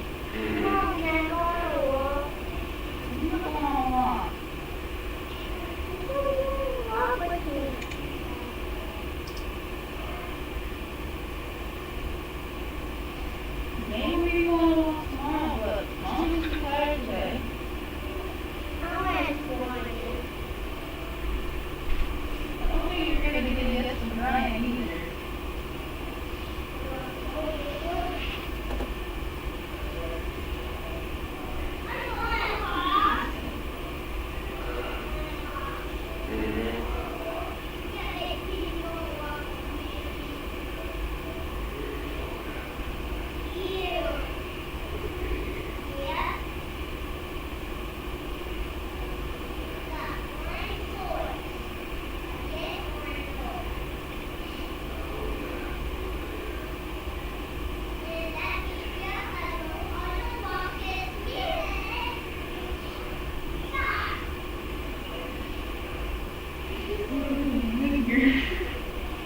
Huh?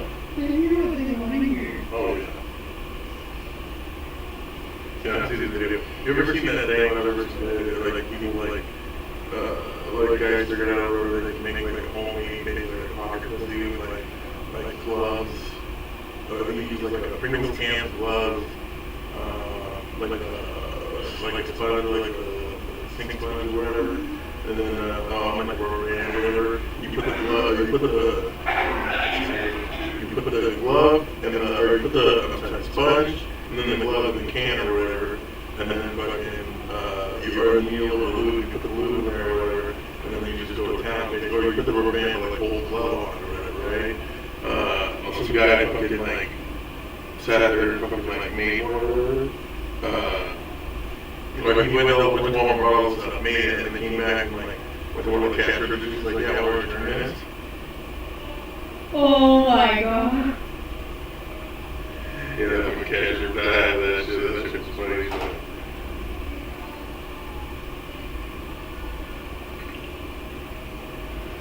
That's hilarious. This guy should really spoil it.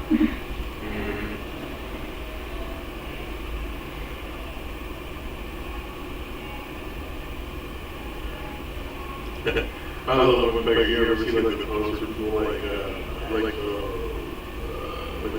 place Google Map, whatever, and then people will like change like what it is, like you know, it's like a restaurant or it's a bar or like a hotel or whatever, right? They'll change the, like what it says, like the places are or whatever. Like I seen one the other day, someone put like a wait station, they changed Google Maps to a gay nightclub. That's funny.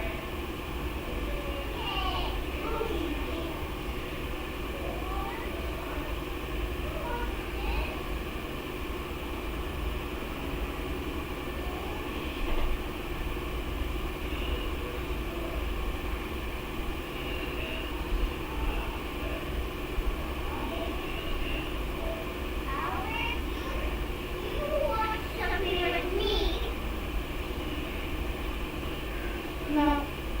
I'm never playing video game.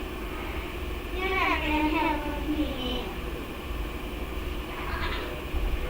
Not for the next 8 years.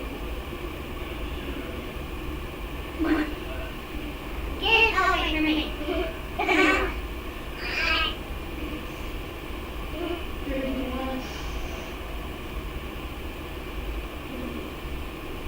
Huh? How could it going down? Why is it going? How is it doing it? No.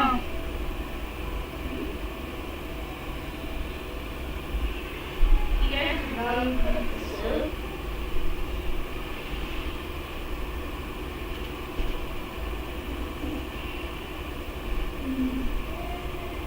Huh?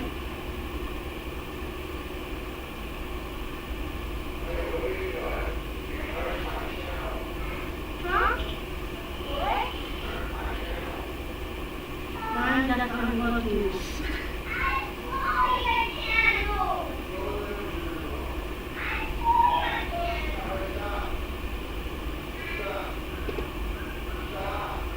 Follow!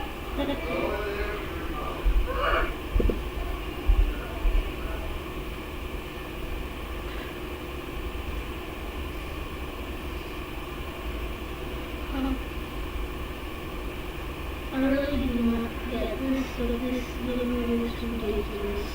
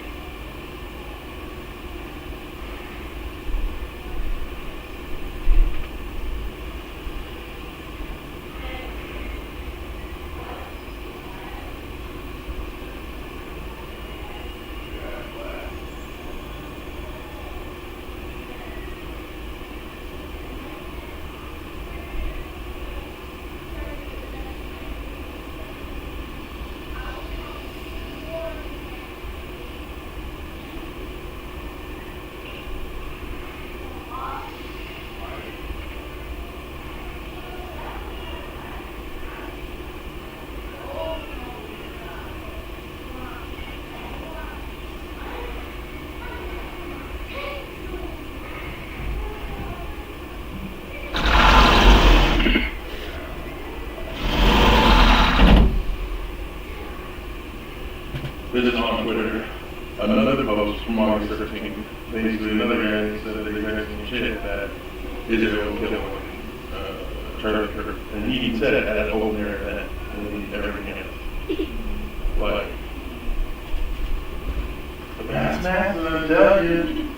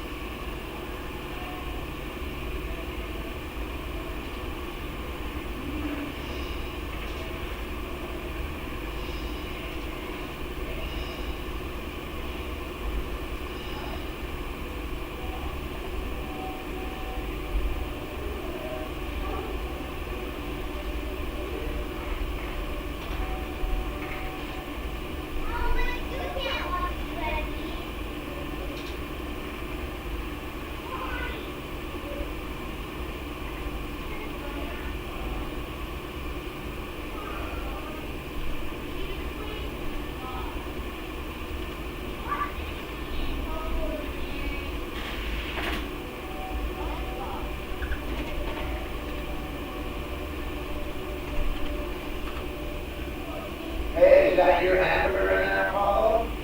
You better get in there and eat it. You shouldn't be in here. Paul, do you want to end up in the corner? Watching TV. Come on. Go there. Go there and eat. Paulo?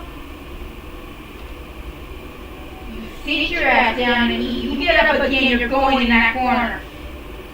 You're not getting up until that food's done. Yeah, get into the bite of it.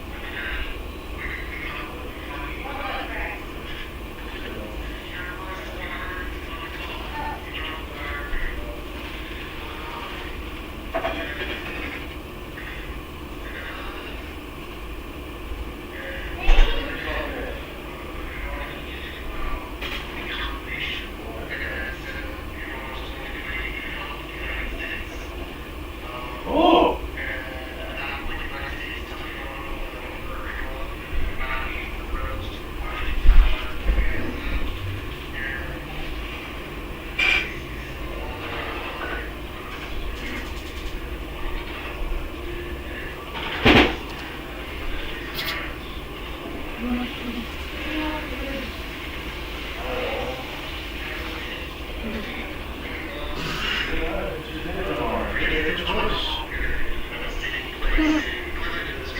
like getting this around. In your room. Yeah. Well, what's something in your room?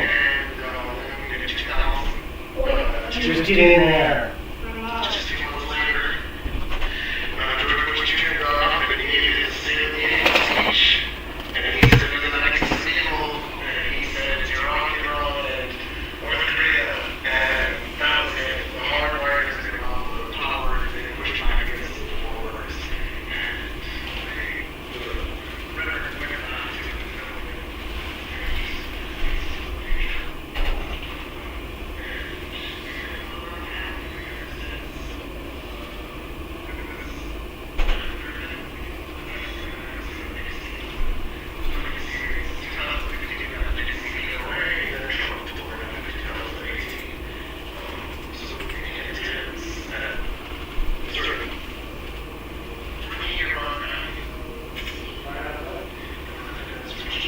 Right outside.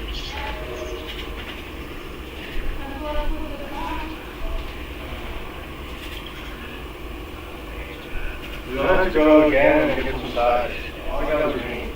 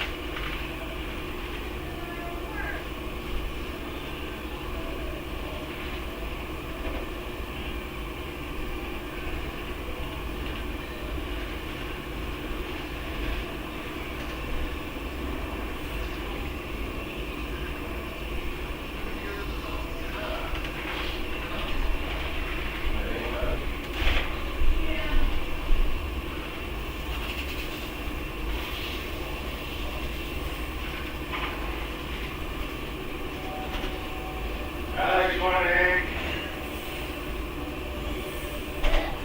You want an egg? You eat your food.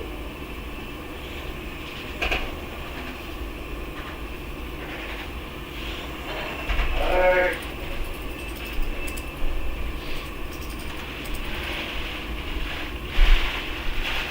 You want an egg? Eat now.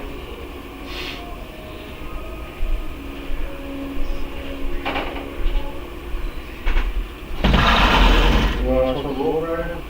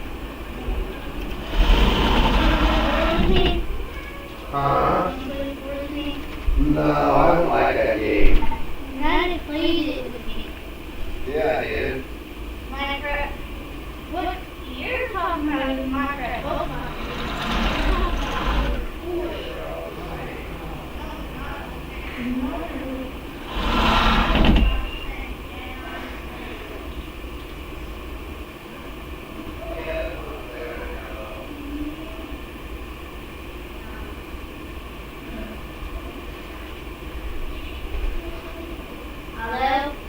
What? Are you finished? Not yet. Hello? Are you finished? I said no. Hello? Finish. Or...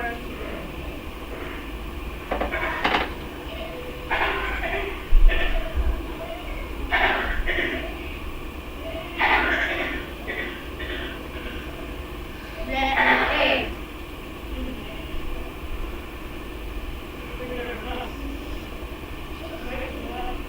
I put it under my stuff and moved.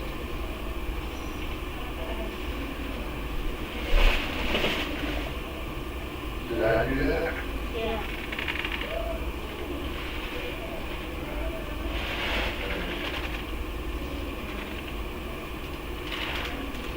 Daddy.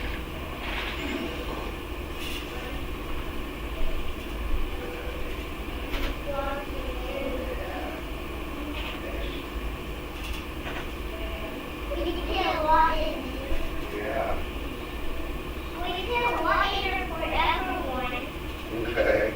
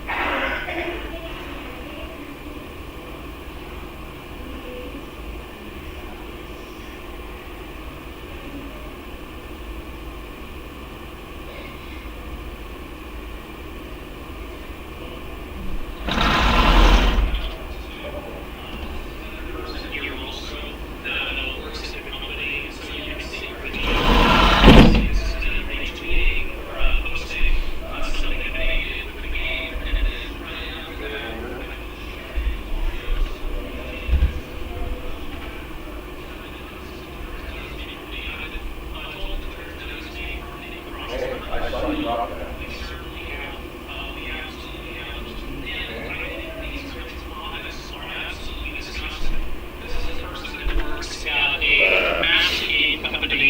openly advocating for on public platforms and promoting and celebrating the murder of a random person. This is disgusting, and it's really disgusting, and in my opinion, I don't think that it should be tolerated, and that's the reason why I'm making this video. I think that everybody should try to message anybody that works at this company, anybody who, like any sort of PR, any management, anything like that, let them know that you don't want to support a company that employs people that celebrate the murder of innocent people just for exchanging ideas. This is a disgusting thing to do. And you can see also, and I think this is a systemic problem at the company itself. Whenever you have three people, the voice actress and then these two other people that are also doing this, I think that it's very obvious that this company has been infected with the same kind of moral rot that many other video game companies have unfortunately been affected by. And so you have also they, them, always a very good indicator of mental awareness and morality. A producer at Magic the Gathering, so this person works at, I'm assuming, Wizards of the Coast, and they're working at Magic the Gathering Arena, previously also had, wow, what are the coincidences? Wow, what are the odds of that? What a coincidence. And so what you've got here, this is again another person violent stuff, but essentially all I'll say is I just don't like extremism across the board. And political violence is never the answer. At least, a civilized society like ours. What the hell? Like crazy. Okay, let's get this thing started. Let's have some fun. I want to talk about... Oh, fuck, you guys think I'm talking about... Oh, you think I'm talking about the thing. I'm sorry, I'm not talking about the thing. We don't do that. I'm vehemently against extremism and violence. That's my thing, regardless of anything. And opinions wasn't like an action. He didn't do like an action. It's an opinion. It's really sad. And I'm sure it makes people like Asmund Gold, Dean Withers disagree with them. Should be going into violence is just that's just not where we should be. It's disgusting. And it's very sad to see people cheering it on online as well. It is very sad to see. I was having a debate with my friend group right now because like some YouGov poll came out, was like showing like what sides of the political aisle think about what happened, whether or not you support the end of someone you oppose, essentially, and it was pretty political divisions. Unfortunately, I think we would see. We have a book as a plan, your client is 60,000 people. But the YouGov data, what the fuck is YouGov? I don't know. I feel like it's just I can only base on trends, but it's not even like a scientific institution. YouGov, as far as I know, there's like 3,000 people probably online to take polls, so I don't know. So that's sad. It's really sad. I'm not about it. I'm not even in like a political sphere, but there's legitimate people that hate me. There's death threats that have been given, and it's not about me, but obviously the safety of like my girlfriend who I live with and me and my two dogs. It brings concern that people can go to extreme lengths to take out someone they disagree with. Again, I don't do political stuff, but I've heard, because I believe in personal responsibility in terms of personal financial conversations we have, and I take pretty moderate positions on things. I've been called fascist, I've been called Nazi, I've been called, a lot of things. I've also been called woke, I've been called conservative, I've been called liberal, I've been called everything. And it's scary to know that people can, take it out against people. It's kind of crazy. We should be allowed to say our own opinions on things and not fear for your life. So that's what I think. But honestly, that's not what I intended to talk about. And we're not going to talk about it today. That's where I am. Yeah, that's what's crazy. I know. When we have financial conversations, people are like,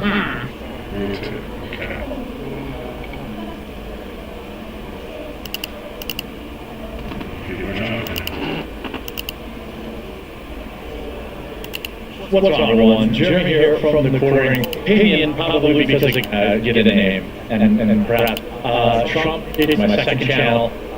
3 to 4 videos a day are going up there now. It's going to be one after a while, but it's set. Now, here we have the sniper's nest of where this individual took his shot, and if we look, this looks like straight on, pretty much a straight on shot. Interestingly enough, if they had moved the tent 15 feet to the right, he would not have had a clear shot from there. I was wondering if it came across, like when I saw him reach his neck, I thought it went straight through and through, but I haven't seen, nor I don't really need to see, but it must have come straight on, or hit the chest and fragmented and went through that way. Whatever it was, you can see it hit, whatever hit the off button, and if there's any semblance at all, it's that he didn't have any, it was quick. Now, X and our Twitter is sharing all sorts of pictures saying this is the person that did it. There's no evidence whatsoever of that. There's people passing on these photos of this person. If it ends up being this individual, okay, but there's, just because they live in Utah and they're a trans male, I don't think that's any evidence at all, so be careful. Hey, if 4chan ends up being right, fine, but, it's also important not to get sued and not be saying, oh, this is definitely somebody who's sharing their face and identity around, There's no evidence that that's the person. You see, T-shirt, debate this, now they're selling shirts with apparently Charlie Kirk losing his life. So I hope I see somebody to, have a conversation with them. Now, here's some of the news. Also, by the way, JD Vance is currently meeting with Kirk's wife, Erica, and 2 children in Salt Lake City. Charlie and his casket will be flown back to his home state of Arizona.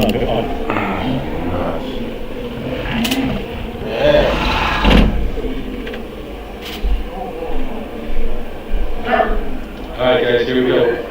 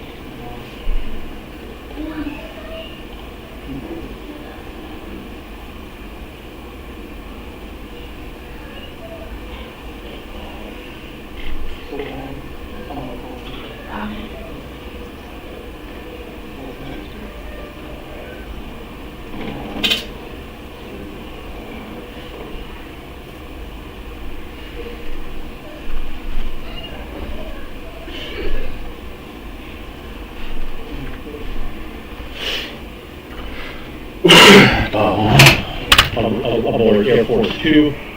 I think that is very fitting. Donald Trump also awarded him the Presidential Medal of Freedom or Honor, I can't remember exactly which one. I'm a big supporter of that. Now, there was supposed to be a press conference, maybe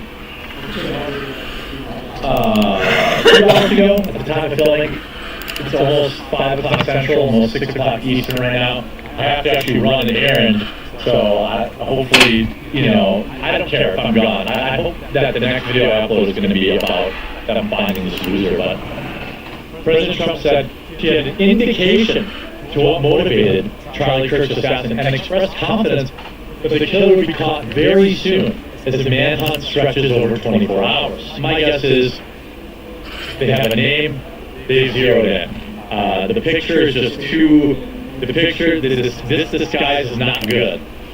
So whoever, I don't know him, so I'm not like, oh, that's that guy. But, if your best friend just, a friend of yours or your son or a guy you work with, just put on a pair of sunglasses and a hat, you recognize them. And all these rapid developments have been happening. The FBI released images of a person of interest in the Charlie Kirk case in desperate appeal for help, offering a $100,000 reward for information leading to his arrest. Federal agents said earlier that they had found the rifle in the woods, obviously, but admitted they still have not identified the man who did it. The manhunt has entered its second day. Well, it's really just, I guess you could say it's the second day, I suppose. It's been about 26 hours.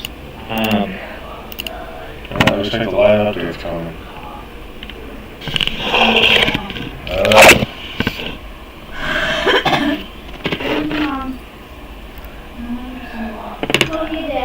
Me too. Hi everybody, thank you for being here today. My name is Hillary Kellner. I am the Communications Director for the Utah Department of Public Safety.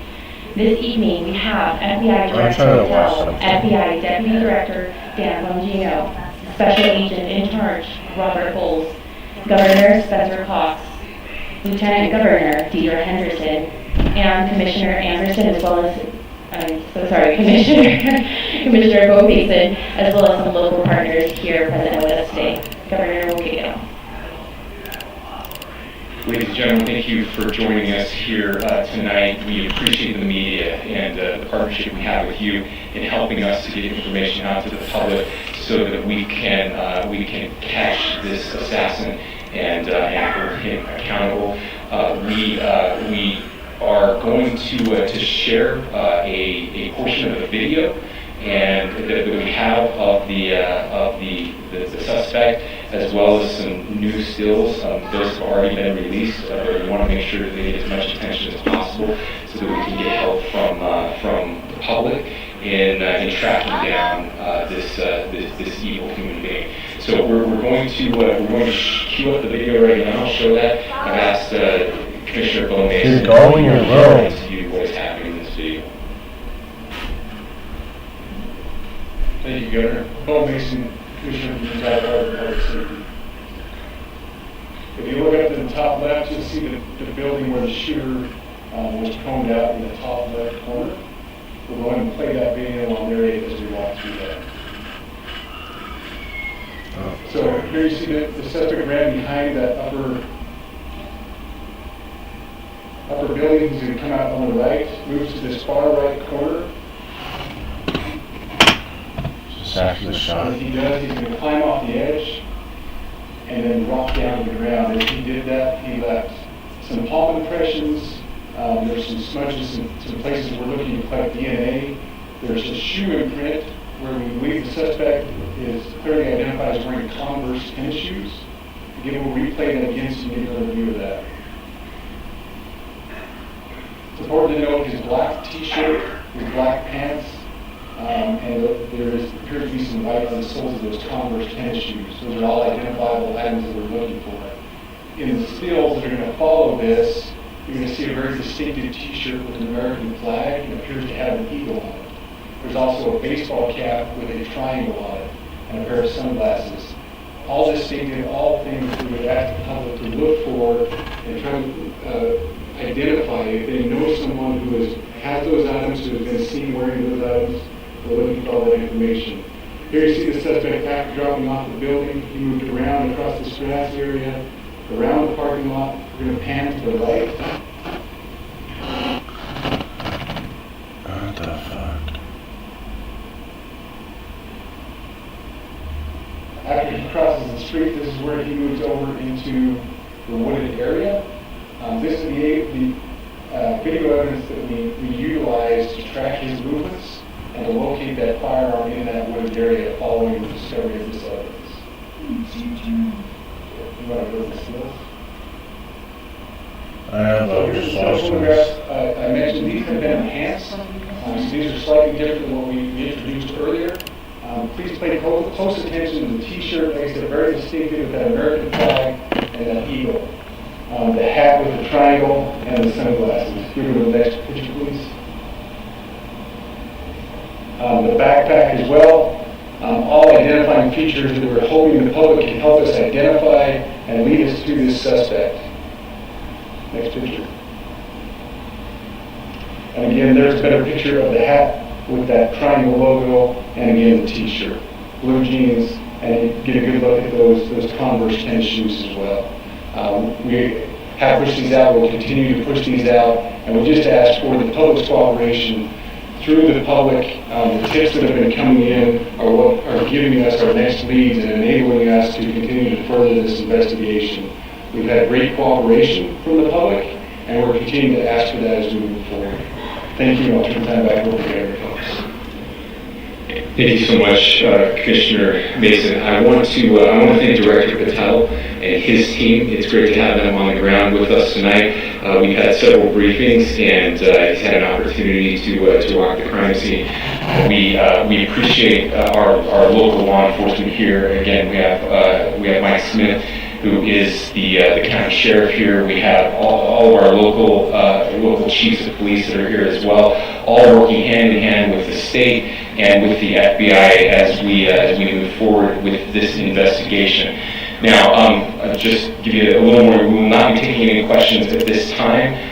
We're giving you the latest information we have, being as transparent with everything that we have. But I do want to share a couple things that I think are important.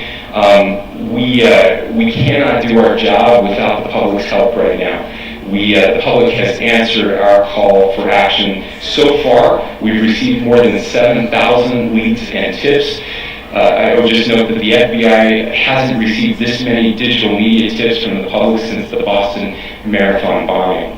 This case also highlights the dedication of our law enforcement community. We have 20 federal, state, and local law enforcement partners that are working shoulder to shoulder to find the person who committed this horrific crime. With their support, we've completed nearly 200 interviews. As you're aware, as has already been reported, the FBI is offering a $100,000 reward for information leading to the identification and arrest of the person responsible for the murder of Charlie Kirk. We also continue to implore the public to support this investigation and come forward with any information. We are truly hopeful that this video and new photos will lead to even more tips. We are processing. We have an incredible team, a state and federal team working together to process those tips. We are going out in tandem to interview any potential person of interest or suspects. But we need, as much help as we can possibly get. Any videos or photos that you might have, the public, should be submitted to our digital media tip line, which is www.fbi.gov/Utah Valley Shooting, all lowercase. Again, that is fbi.gov/Utah Valley Shooting, all lowercase. You can also provide general tips about the shooting by calling 1-800-CALL-FBI, that's 1-800-CALL-FBI, or at tips.fbi.gov. This is, I would just say, this is not just a local matter here in Utah. We have people all over the country that are helping to bring this perpetrator to justice for Charlie Kirk and his family. I will just add as well that, as was mentioned, there is a lot of forensic evidence that is being processed right now at both the state lab and the federal lab on the East Coast. So we are working in tandem together. I would also just add a word of note for those people who are spending so much time on social media. I think Charlie said it best, that when things get bad, we should put our phones down and spend a little time with our families. There is a tremendous amount of disinformation. We are tracking our team, the state team, and I'm sure the federal team as well. What we're seeing is our adversaries want violence. China, we have bots from Russia, China, all over the world that are trying to instill disinformation and encourage violence. I would encourage you to ignore those, to turn off those streams, and spend a little more time with our families. We desperately need some healing. We'll have more to say about that in the days and weeks to come. More than anything, we are going to catch this person. Last thing I will just say is we've been working with our attorneys, getting everything that we need, affidavits ready, so that we can pursue the death penalty in this case, and that will happen here in the state of Utah. Again, to the public, to those who are grieving, thank you for your prayers. I know we are feeling those prayers. I know the Kirk family is feeling those prayers as well. We pray that God will bless our nation at this very dark time. We can start healing by finding this perpetrator and holding him accountable, and we need your help to do that. Thank you.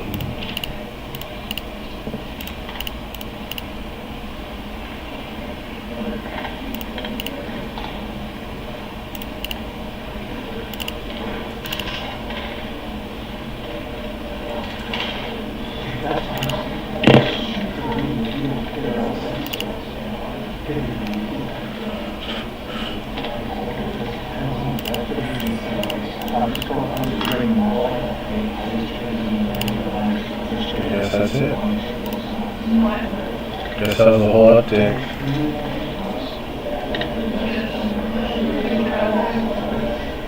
More pictures, better pictures. Don't really see the face though.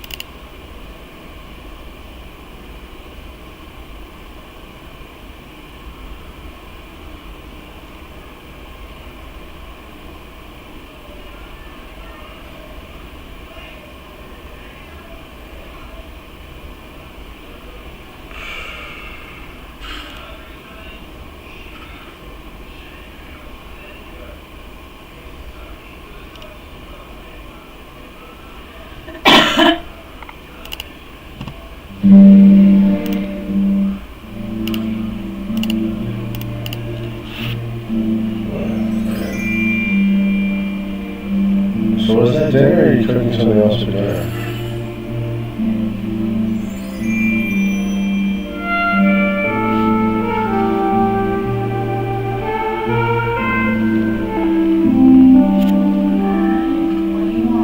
No, I'm just wondering.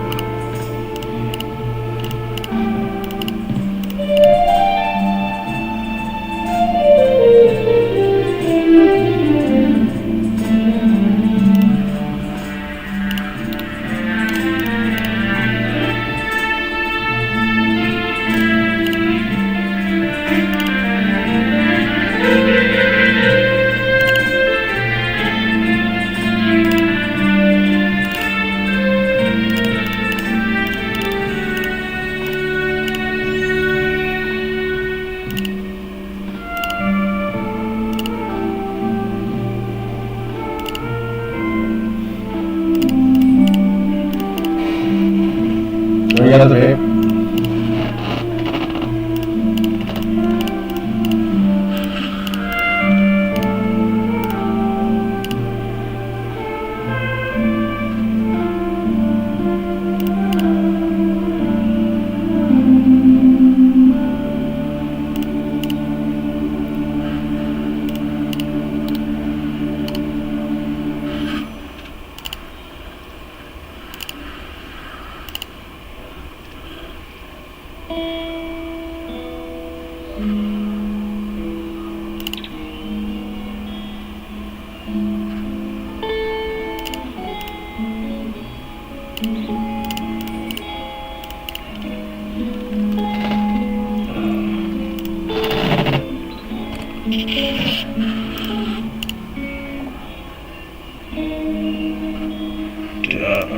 Why did it take so long to get more trade routes? How many trade routes do you have?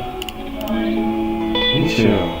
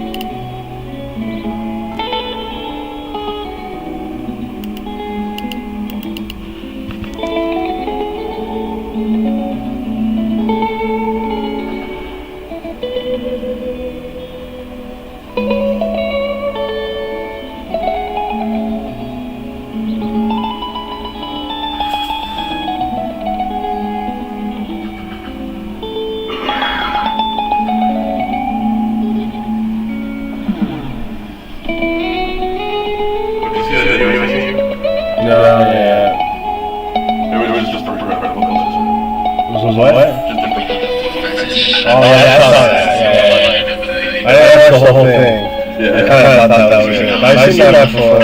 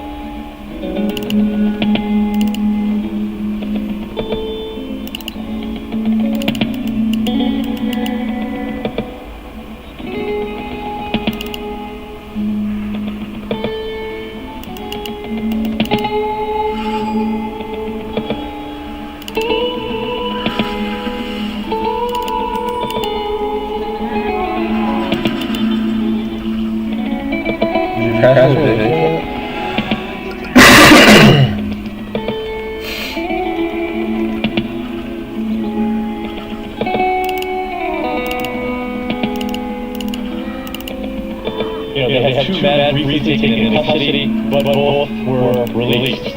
Now, Trump says he has an indication. We'll let you know about that later. Trump expressed confidence that the investigators would soon be able to catch Trump's killer. Telling reporters we hope they can do that soon. He branded the lunatic animal that law enforcement would continue to hunt and vowed to deal with him very appropriately. The president said that he had spoken with Kirk's widow, Erica, earlier in the day, and she is devastated, absolutely devastated. Now, obviously, they had this person of interest thing, but perhaps the biggest indication that they may be close is that they canceled a press conference. Charlie Kirk updated press conference delayed due to rapid developments. FBI offers $100,000 reward. I'm assuming the rapid developments is that they got somebody. That's my guess. That's my guess. First photos were from interest, and obviously it was covered this morning, early or late last night. I guess the news broke early this morning, but they haven't made that public. Right now, basically, that story was broken by Steve Crowder, who's now been subpoenaed over sharing that information, and know for a fact he would protect those sources. The reward, great. Somebody hopefully they'll turn him in. Also, interestingly, they talk about the spot that he picked, so he could get miles and miles away in just a few minutes. This was very well thought out, 200 yards from the courtyard to where he was sitting. Pretty straight shot though, and what's crazy is we don't know how far away he got. There's these jet theories, this and that. I don't buy any of that. He didn't get on a private jet. My guess is he's self-checked out. Now, here's the part where Trump's talking to the reporter, you know the motivation. He says, I have an indication. Now, we could be talking about the Antifa messages on the ammo, but I'm guessing he has more information.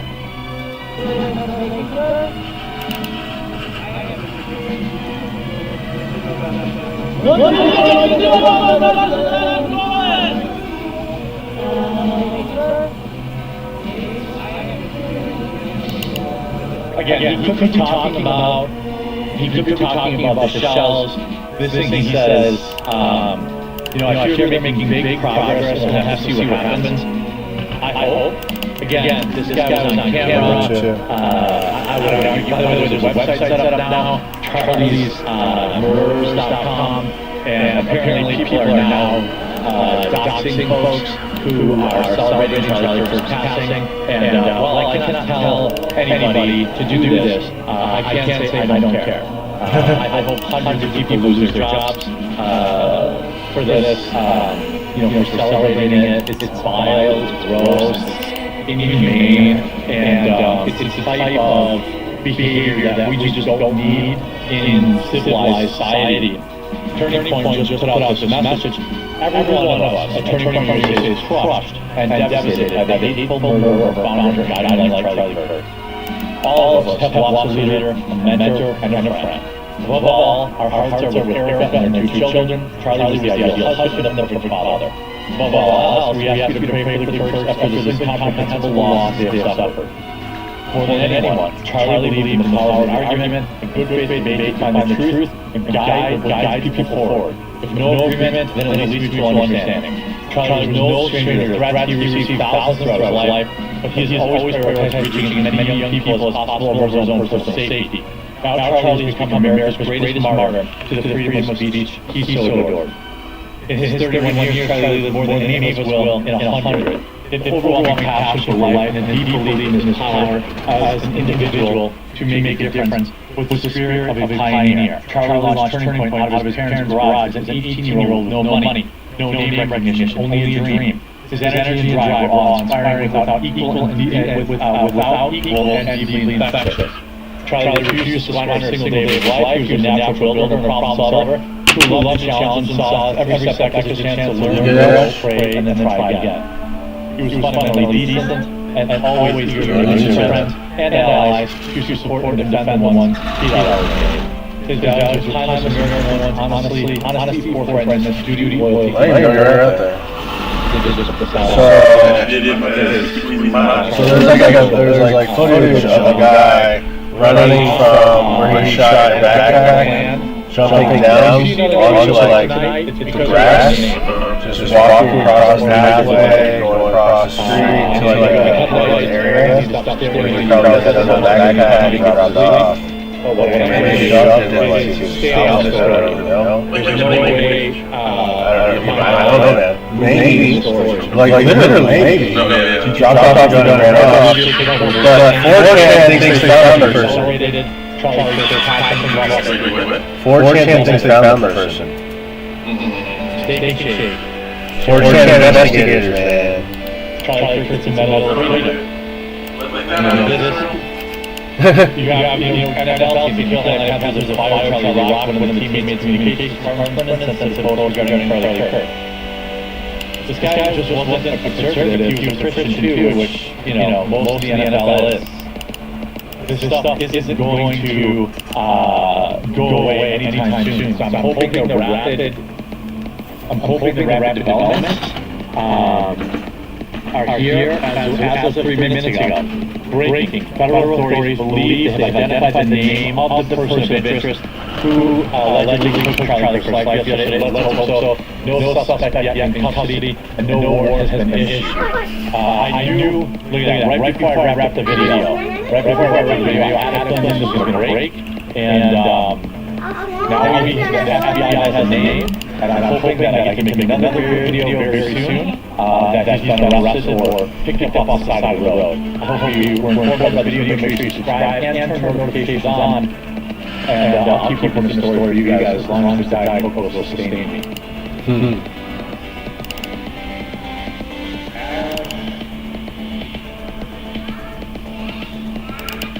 Well, the reactions are beginning to pour in, and I think Joe Rogan is all of us when he finds out in real time about what happened to Charlie Kirk. And ironically, Charlie Sheen was on the show with him and had some really poignant responses to it. And I want to take a look at that. I've got my eye on the X, hoping to be able to put that on video, that we have a name. At some point, there has been a rapid progression in the manhunt for him. I assume that probably means they have a name after they released the pictures this morning. But let's focus on what we know right now for sure. And so let's go here. Joe Rogan is speechless as he learns of what happened to Charlie Kirk. Joe Rogan was nearly speechless after finding Charlie Kirk had lost his life from his podcast.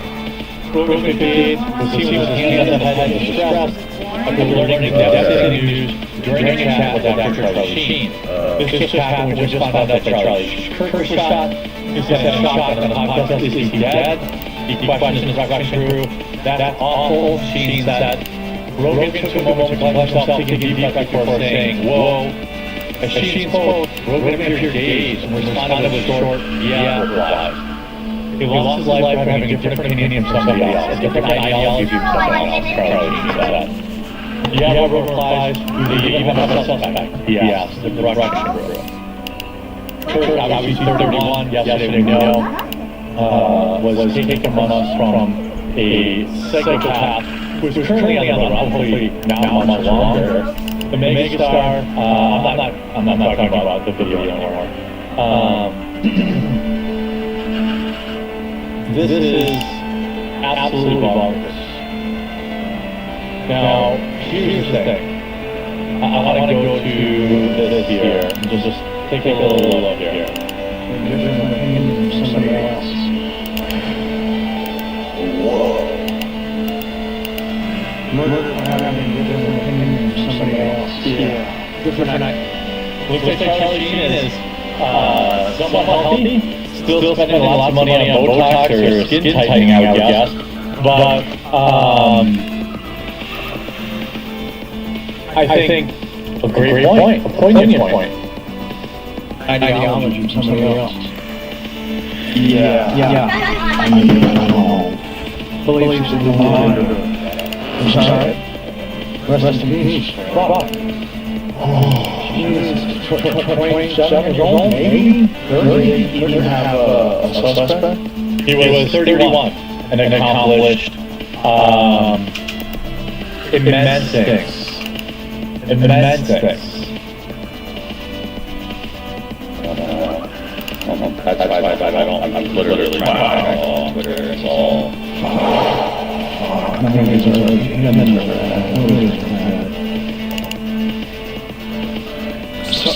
So you can see Joe Rogan here is obviously completely shocked, completely.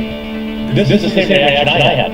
You know, I was live streaming, and I think we started to see the video, we started to see the news live, and my internet went out. And I basically still now, the next day, even though I've seen the video, I've seen the, Turning Point USA make statements, and I've seen, the horrible aftermath. I think Joe Rogan is kind of all of us normal people here in this moment. Were you saying that MSNBC had a crazy take on it? What was the take? I literally just read Twitter. I didn't see the video. I just saw some people talking about tweets of it. I'll pull it up.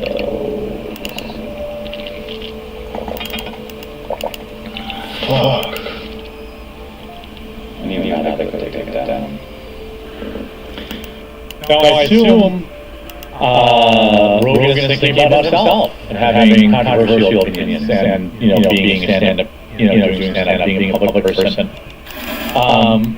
In this moment, Joe Rogan is no different than anyone. Next turn, they announce me, and then they want to know who it is. What? They just plain don't like me. Me or you? Me. What else right now? Sounds good. Reddit is full of people celebrating this to the core. There were wild people celebrating. This was what disgusts me. Was it a tweet or I'm doing the show. Right, no, I understand. I think they were live on the air. Don't look at the full details of this. We don't know if this was the supporter shooting your gun off in celebration, or so we have no idea. But that's a pretty crazy thing. Oh, that's it. It was a supporter shooting your gun off in celebration. What? Obviously, that is a bonkers take.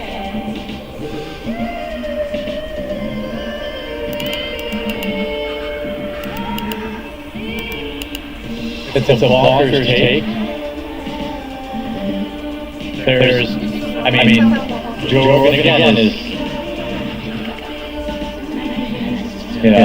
he's all of us here. What is the media even doing? What is media doing here? They're crazy. Absolutely bonkers. Someone shot their gun off in celebration and killed them. You shoot celebration guns in the air. Even Charlie knows that. What a crazy take. Like it might not have been someone assassinating someone for the wrong opinion. Oh, fuck. Why is someone going to have to be stoned? Good question. Why does something like that need to be spun? Charlie Sheen, poignant take. Their ideology. You know, I was saying, it's like they want to try to pin on a Trump supporter with a crazy Trump supporter with a gun. Going wacky. We don't know who's a supporter shooting off a gun in celebration. Because, they a lot of folks just constantly out there shooting off guns at large gatherings in celebration. Absolutely buries them. Absolutely buries the mainstream media's take. Absolutely. This is... I'm reliving it right now, watching Joe Rogan, and he's all of us. Yeah, 4th of July. What the fuck? No, that is that's wow. There's going to be a lot of people celebrating this. It's so scary. It's so dangerous to celebrate in any way encourage this kind of behavior from human beings. It's not violent guy who's just talking to people on college campuses. Wasn't even particularly rude. He was tried to be pretty reasonable with people. Everything I saw seemed reasonable. Very intelligent guy. Yeah. Now, I don't know, like where Charlie Sheen's politics are, or where, Joe's still a liberal. But it's bonkers. And, you see, I was watching a live stream in the Seattle Vigil for Charlie last night. I forgot the channel, but Antifa goons were there harassing the attendees and celebrating. I I think it's time that Antifa be designated as a domestic security group, especially if it's confirmed that he had messages on his bullet case, which we now know he did do. We know that he did have that. That's not up for debate. We know, and the only reason we know is because some brave whistleblower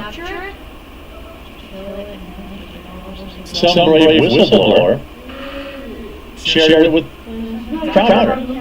Here's President Trump, by the way, awarding Charlie Kirk the Presidential Medal of Freedom. Before we begin, let me express the horror and grief so many Americans at the heinous assassination of Charlie Kirk have felt. Charlie was a giant of his generation, a champion of liberty, and an inspiration to millions and millions of people. Our prayers are with his wonderful wife, Eric, and his beautiful children. Fantastic people they are. We miss him greatly, yet I have no doubt that Charlie's voice and the courage he put into the hearts of countless people, especially young people, will live on. I'm pleased to announce that I will soon be awarding Charlie Kirk posthumously the Presidential Medal of Freedom. The date of the ceremony will be announced, and I can only guarantee you one thing, that we will have a very big crowd. Very, very big. I would love to be there. Maybe an invite. Sometimes I get them through Rumble. The whole thing is crazy.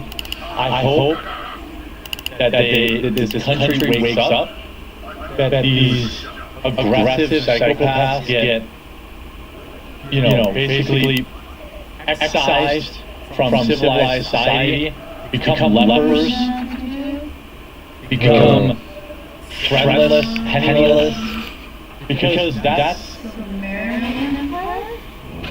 the fate that they deserve. Joe reacting the same way many of us did. I mean, they took the guy's life, they took the let's just have a conversation guy's life. Us against them. But it's also going to make people not want to be courageous, not want to be as forthright with things they believe. It's going to put people on guard. It could. It could do the opposite. I get that, but there's also going to be that sort of ingrained thing now. Well, it's had the opposite effect on me. It's had the opposite effect on me. I've been changed in the last 24 or 48 hours. And hopefully for the good. I think so. And I'm going to do what I can do to carry on Charlie's legacy, and to I remind viewers to do the same. To wear my makeup proudly in public. To go to church. To participate in church. Don't just sit there, but participate. I know that thousands of others feel the same way.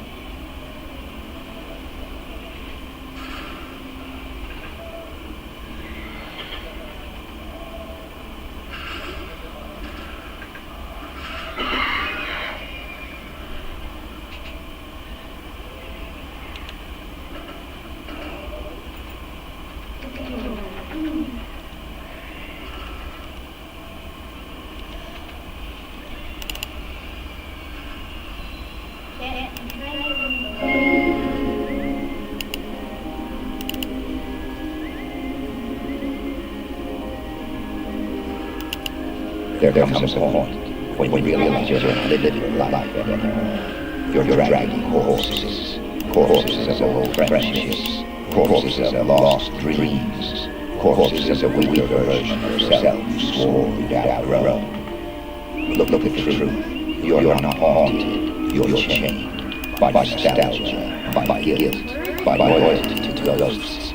Machiavelli never said heal. He never said honor the past. He said burned, severed, replace.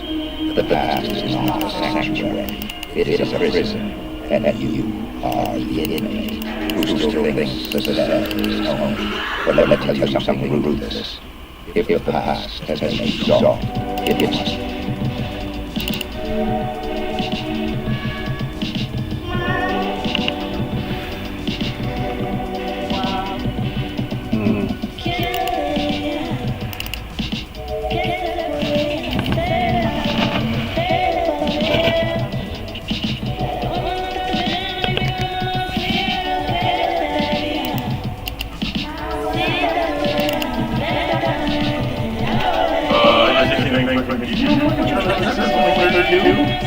I heard 31.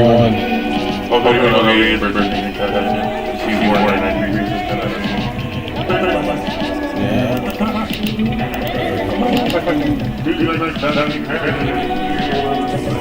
I thought it was like...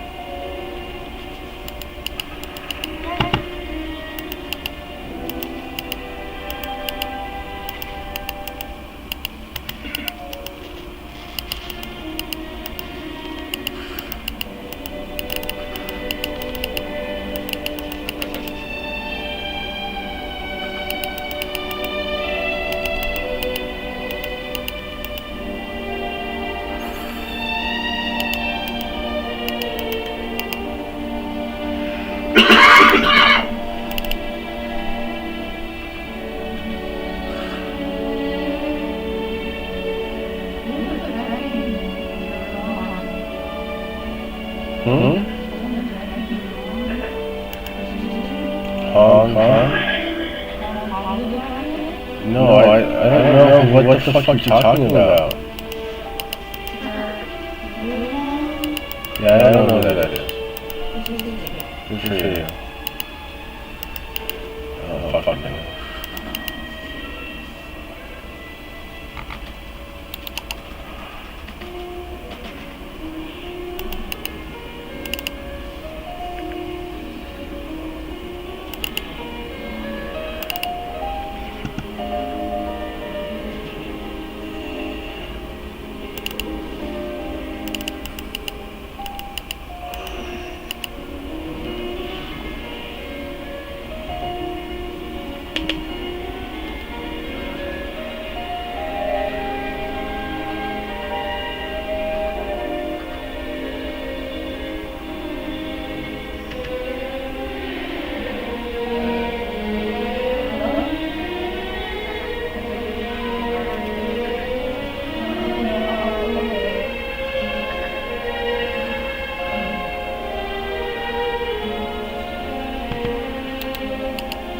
What's going on?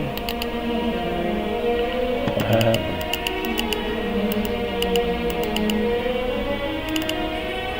What? Why?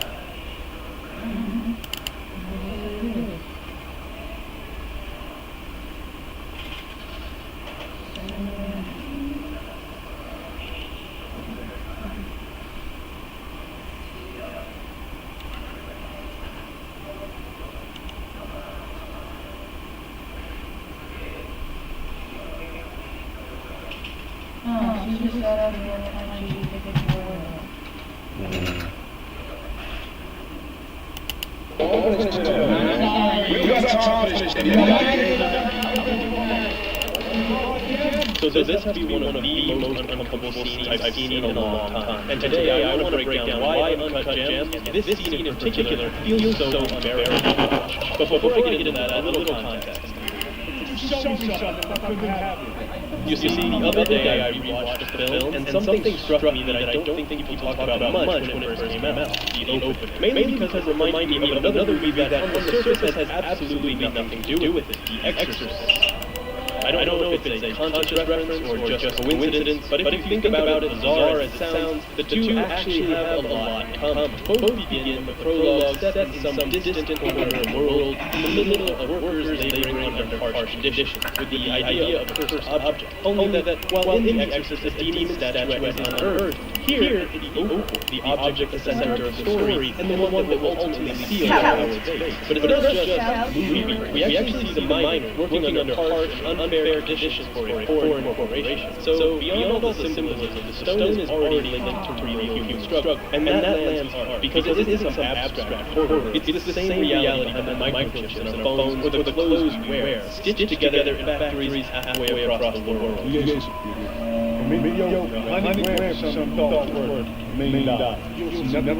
In other words, the film opens by telling us that this system only exists because of that initial justice. And in a way, Howard is the personification of that system, always craving more and more until it eventually burns itself out. That's why he's the perfect character, whose eyes the Safdie brush captures the suffocating nature of time. That's why they work so hard to make the film feel almost like a documentary, not just through the rough handheld camera, but through the world it builds.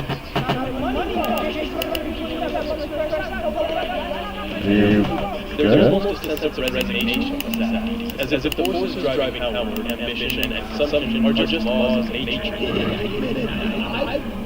A kind of energy that seeps into every corner of the world they build, and it shows up in the smallest details, like the dozens of absurdly expensive objects with no purpose other than your showmanship or a gaudy necklace that turns Michael Jackson into some kind of messiah, as if fame, wealth, and success were our new religion. Or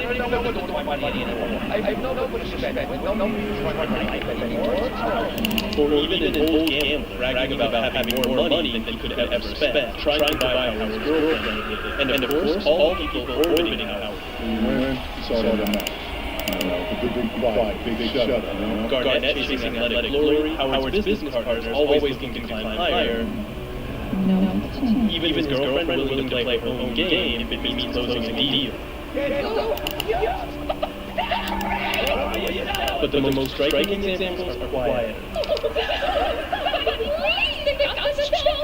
Like Howard's son casually betting a basketball game or the school play, where his daughter wanders in the forest looking for roses only to spit out gold coins. And like I said, capturing the essence of our hero isn't just about what the film shows, but how it shows. And in that sense, I don't think anyone has done it quite like Uncut Gems.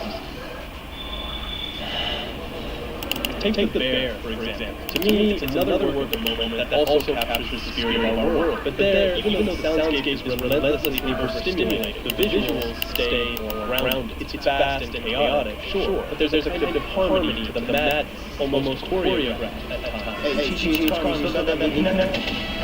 Maybe that's because in The Bear, this is the natural environment for I mean, the pressure is something to be mastered, and as a viewer, you should play the journey, bro. That world. And once you settle into it, you start to feel like a rhythm, almost like Harmony himself. You end up enjoying it. I'm sure you got artillery boost. Here, though, Don't forget to look at I'll forget. Even Howard's so-called victory, they don't really they feel more like leading high. They don't remember. Don't forget your days. Basically, $1. I'll take $7 bottle. $7 bottle. Later, the auction goes south, but You still owe me $20. $5. In a split second, Howard's Some of my wallet, if you find it. But it doesn't play like a sheep. It plays like a hit of something addictive, with music in the background that almost feels like it's coming from a slush. And we know, even if we don't want to admit it, this can't possibly end well. And of course, that put us right Well, shit. and constant rush is crowded. Like the fact that Howard never stops, even when he's alone. I'm gonna go buy $20 in scratchers. Never stands still either. But I think the clearest example of how savvy you editing, sound, camera, Yeah? all at once. No, that's for the gambling, That's right? what I want to dive into. It's But for before we the- get into this suffocating sequence, let me tell you about What's that for? what helped me unwind. Because I surprised everyone was come back. Oh, yeah. I didn't see it. Oh, yeah, take it. Bringing back the evergreen years of classic active noise cancellation. Maybe I forgot. For a couple of months now. I'm like 80%, 90%. Whether it's all clear my head, hitting the gym, or just editing on my PC. And it honestly feels like forever since I last charged them because I really think they've got 8 hours of playtime and up to 32 gigs, so they're always good to go.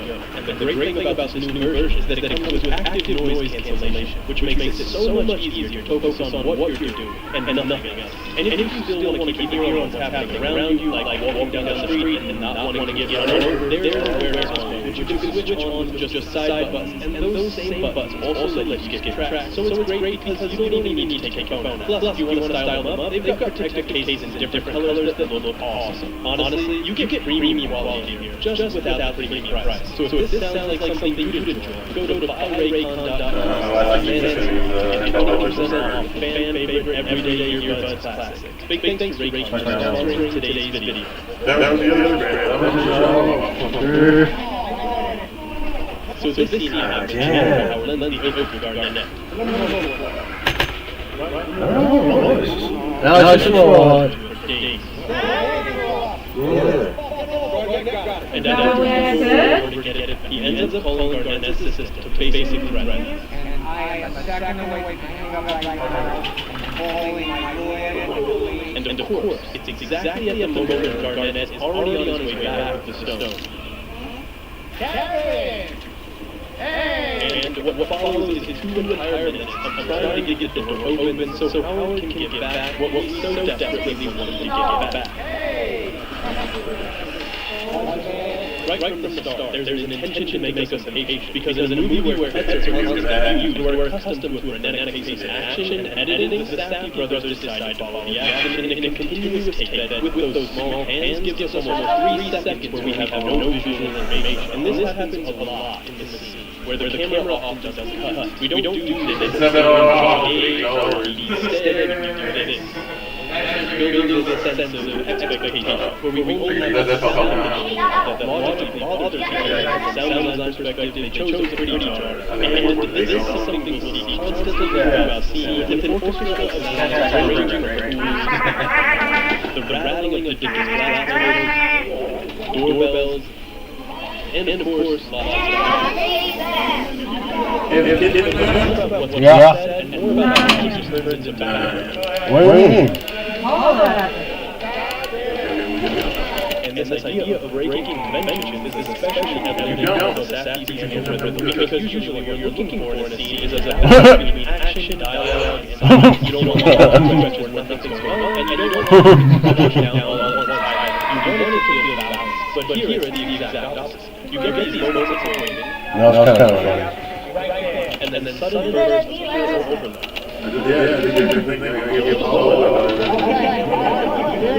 And this is something the Safdie brothers do. Plus, if you want to style them up, they've got sponsoring today's video.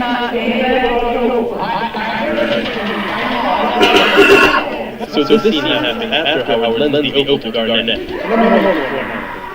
Oh, no. And Garnett holds on to it. And after trying over and over to get it back, he ends up calling Garnett's assistant to basically threaten them. And I am a second away from hanging up right now and calling my lawyer. And of course, it's exactly at the moment Garnett is already on his way back to Stone. Kevin! Hey! And what follows is 2 entire minutes of trying to get the remote open so Howard can get back what we so desperately want him to get back.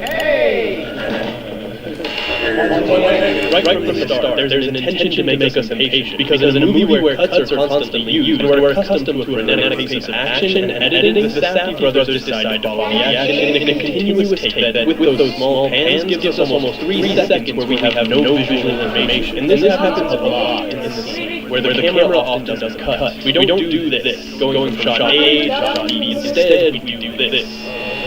Building this sense of expectation, where we only have the sound of the doorbell that logically bothers us, because from a sound design perspective, they chose a pretty jarring. And this is something we'll see constantly throughout the scene, with an orchestra of sounds ranging from tools, the rattling of the door's glass panels, doorbells, and of course, lots of dialogue.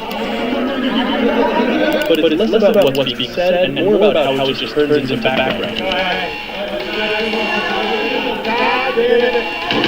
And this idea of breaking conventions is especially evident in how the Safdies handle rhythm, because usually what you're looking for in a scene is a balance between action, dialogue, and silence. You don't want long stretches where nothing's going on, and you don't want everything crashing down all at once either. You want it to feel balanced, but here it's the exact opposite. You get these moments of waiting, and then suddenly there's pure overload.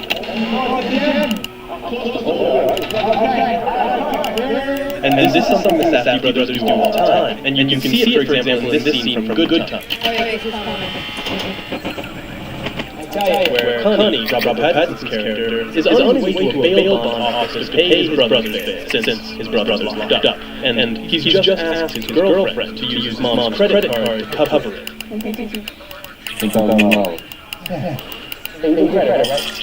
On one hand, since the directors know we're anxious, they suddenly stop the rhythm of a movie that's constantly in frantic mode. Instead of using ellipses or focusing on secondary actions, they do this. I got you.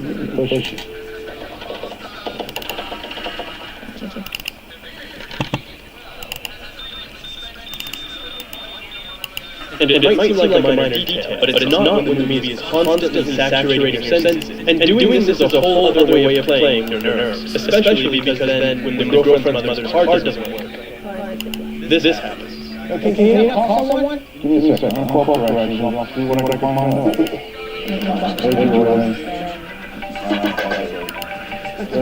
If before you had waiting, now you have a saturation of simultaneous elements like the phone, the woman's voice, the man's voice, the cell phone ringing, the girlfriend's voice, or even the sound of Robert Pattinson's clothes or breathing that in any other movie they would try to turn down the volume. Here, it's the same thing. They could decide to skip these seconds and simply cut to pressing the button, but they choose to leave us with that hand to reinforce the idea of waiting, when in any other movie would have stayed with Howard and Garnett the whole time. As you can see, everything in this movie is visual saturation, which is perhaps the innovation compared to Good Time, where the settings tend to be simpler and just accompanied by neon tints. Here, not only do you have busy backgrounds, but instead of using a polarizing filter that prevents reflections on glass, which is constantly used in cinema, here they don't use that, which is a deliberate detail that adds yet another layer of visual noise to the image. In a normal movie, we would have these dialogues separated. I mean, Howard would ask about the gem a bit earlier, and the dialogue where he says he's claustrophobic could be in any of the other empty spaces, like during camera pans. And it's somewhat similar to what they do in this scene from Good Time. So the thing is this, the thing in your mouth, get that money down! And I keep bringing it up because it genuinely feels like a rehearsal for one of the core elements of Uncut Gems. Characters trapped in tight spaces, agitated, and on edge. Naturally, once he reveals the stone, our anxiety kicks into overdrive, because it's the dramatic pivot of the scene. And yet, rather than picking up the pace like any conventional scene might, the Safdies do the exact opposite. They slow down the rhythm of the scene, going back to that idea of contrast, the overload we just went through versus the stillness we get now. With this 20-second shot of some random guy walking off to grab a hammer that feels like an eternity. Plus, of course, the sound of the saw is even more unbearable, though not as much as the hammer. Or like the doorbell that rings 2 seconds later from another guy Howard owes money to. Again, same structure, waiting and saturation. Instead of, say, using that man's doorbell ring to fill the dead space during the other guy's walk, there's a deliberate misuse of rhythm. And that's something we see again, right here. This time, it's a 30-second shot, with 17 of those seconds following this man's journey, once again playing the urgency of the situation. The scene jumps from a moment where nothing's happening to one where way too much happens all at once, and then back again to another stretch of nothing, where you're just left waiting. And then, of course, following that same structure, we jump back to a moment where everything happens at once. This guy's trying to fix the door, Kevin's showing he's got the money to buy the gem, and Howard's trying to negotiate. And this back and forth carries on until the very end of the scene, when they finally get it in. But what's interesting is that throughout the whole scene, really throughout the whole movie, the Safdie brothers are constantly trying to capture performances in the most natural way possible. And it's not just the performances, it's everything they put on screen. And what I find curious is that Norman cinema is usually to avoid breaking certain conventions in order to preserve the illusion of fiction. But here it's the opposite. Breaking those rules actually makes the fiction feel more real, and every decision comes back to that idea, making the world they're showing feel like a slice of our own. You can see it in the way they bring in elements from real life, like the fact that the final game is an actual one that really happened, or in the inclusion of real pop culture figures, or even in how the supporting characters in the Diamond District are actual jewelers who really work there. And again, you can see it in the camera. In the exterior scene, the camera was sometimes hidden, and the extras didn't even realize they were in a movie. Even the actors often had no idea where the camera was filming from. So they weren't playing to a mark. They were performing in 360 degrees, to the point they weren't acting. They were just being the character. And I think that energy carries into these interior scenes too. To me, that's what makes the film, and this scene in particular, stand out. It doesn't feel staged. It collapses the line between fiction and reality, so what we're watching feels less like cinema and more like lived experiences.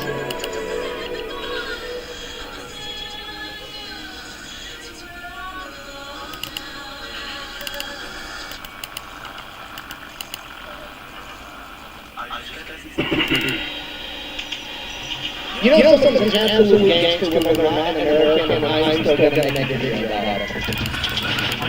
Tonight I've got some Douglas Bottle, World War II British RAF fighter families with at least...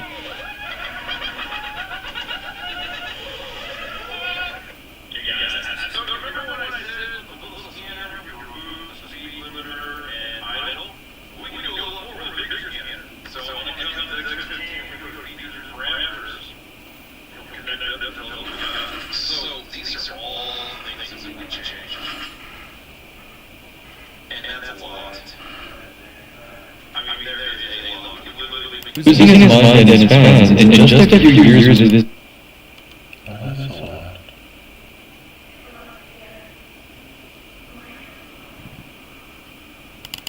Those who have watched The Matrix tend to categorize the story as black and white, heroes versus villains. Number 5. Did Cypher try to warn Neo? This scene begins just as it did in the film. Neo finds Cypher.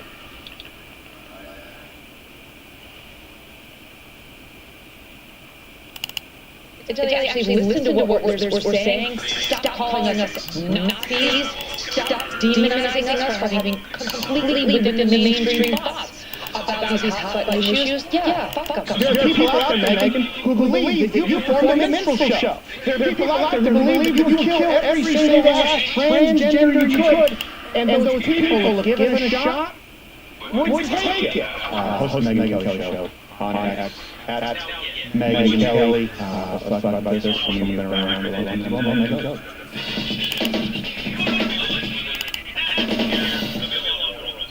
Hey Megan, how are you? Oh, Stephen, I'm hanging in there. How about you? Same. Same. What are your thoughts? You're someone who's done this, obviously, been in more traditional media, Fox News and main network, and now independent media, I'll call it media, more social media. So you've been here a long time. Is this something that's completely unexpected to you, or have you sensed this shift too, and saw, unfortunately, something like this? Well, I mean, the threat profile has gone up for a lot of people who do what we do. I know you've experienced that, so have I, so have a lot of people who are doing it. But that doesn't change the fact that this feels like a before and after moment. That I don't know, with President Trump, it's not that you expected an assassination attempt on him, but we have seen that with political figures before and presidents before. I just don't remember anything like this, where one of our most prominent public thought leaders, who's not a politician, who's not running for office, who's just commenting on news and cultural events, has been shot down for doing that. There's no question now that we get your reporting this morning, your exclusive, now matched, ultimately by the Wall Street Journal too, that he was killed for his thoughts. He was killed for his speech. It's just so un-American and disgusting. And now we're going to go through this pointless cycle of the left trying to say it's right-wing rhetoric that has caused these problems. And we're all going to sit on the right like, what in the actual F are you talking about?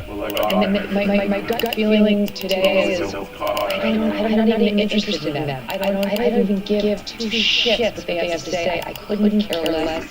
It's all about us and how we feel and what we're going to do next. Yeah, I agree. I think it's made black and white as much grace as possible for those on the right now, because emotions are high, and I see people playing gotcha. Let's really avoid that, and zero grace for the left. None. Assume the worst of intentions going forward now. That's my opinion. Did you see just today, this just happened, did you see CNN's coverage? Just now, Cultural issues? Cultural issues? Is that area? That's what liars they are. It's like who knows? It's this point that they're so irrelevant.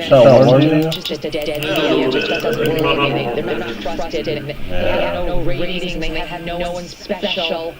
But I mean, so close to this, and you want to be part of the problem. So close. It's a million hours, and you want to lead into being part of the problem. Like we get the reveal thanks to you. Of what the motivation is, and that's where you want to go, if you want to pretend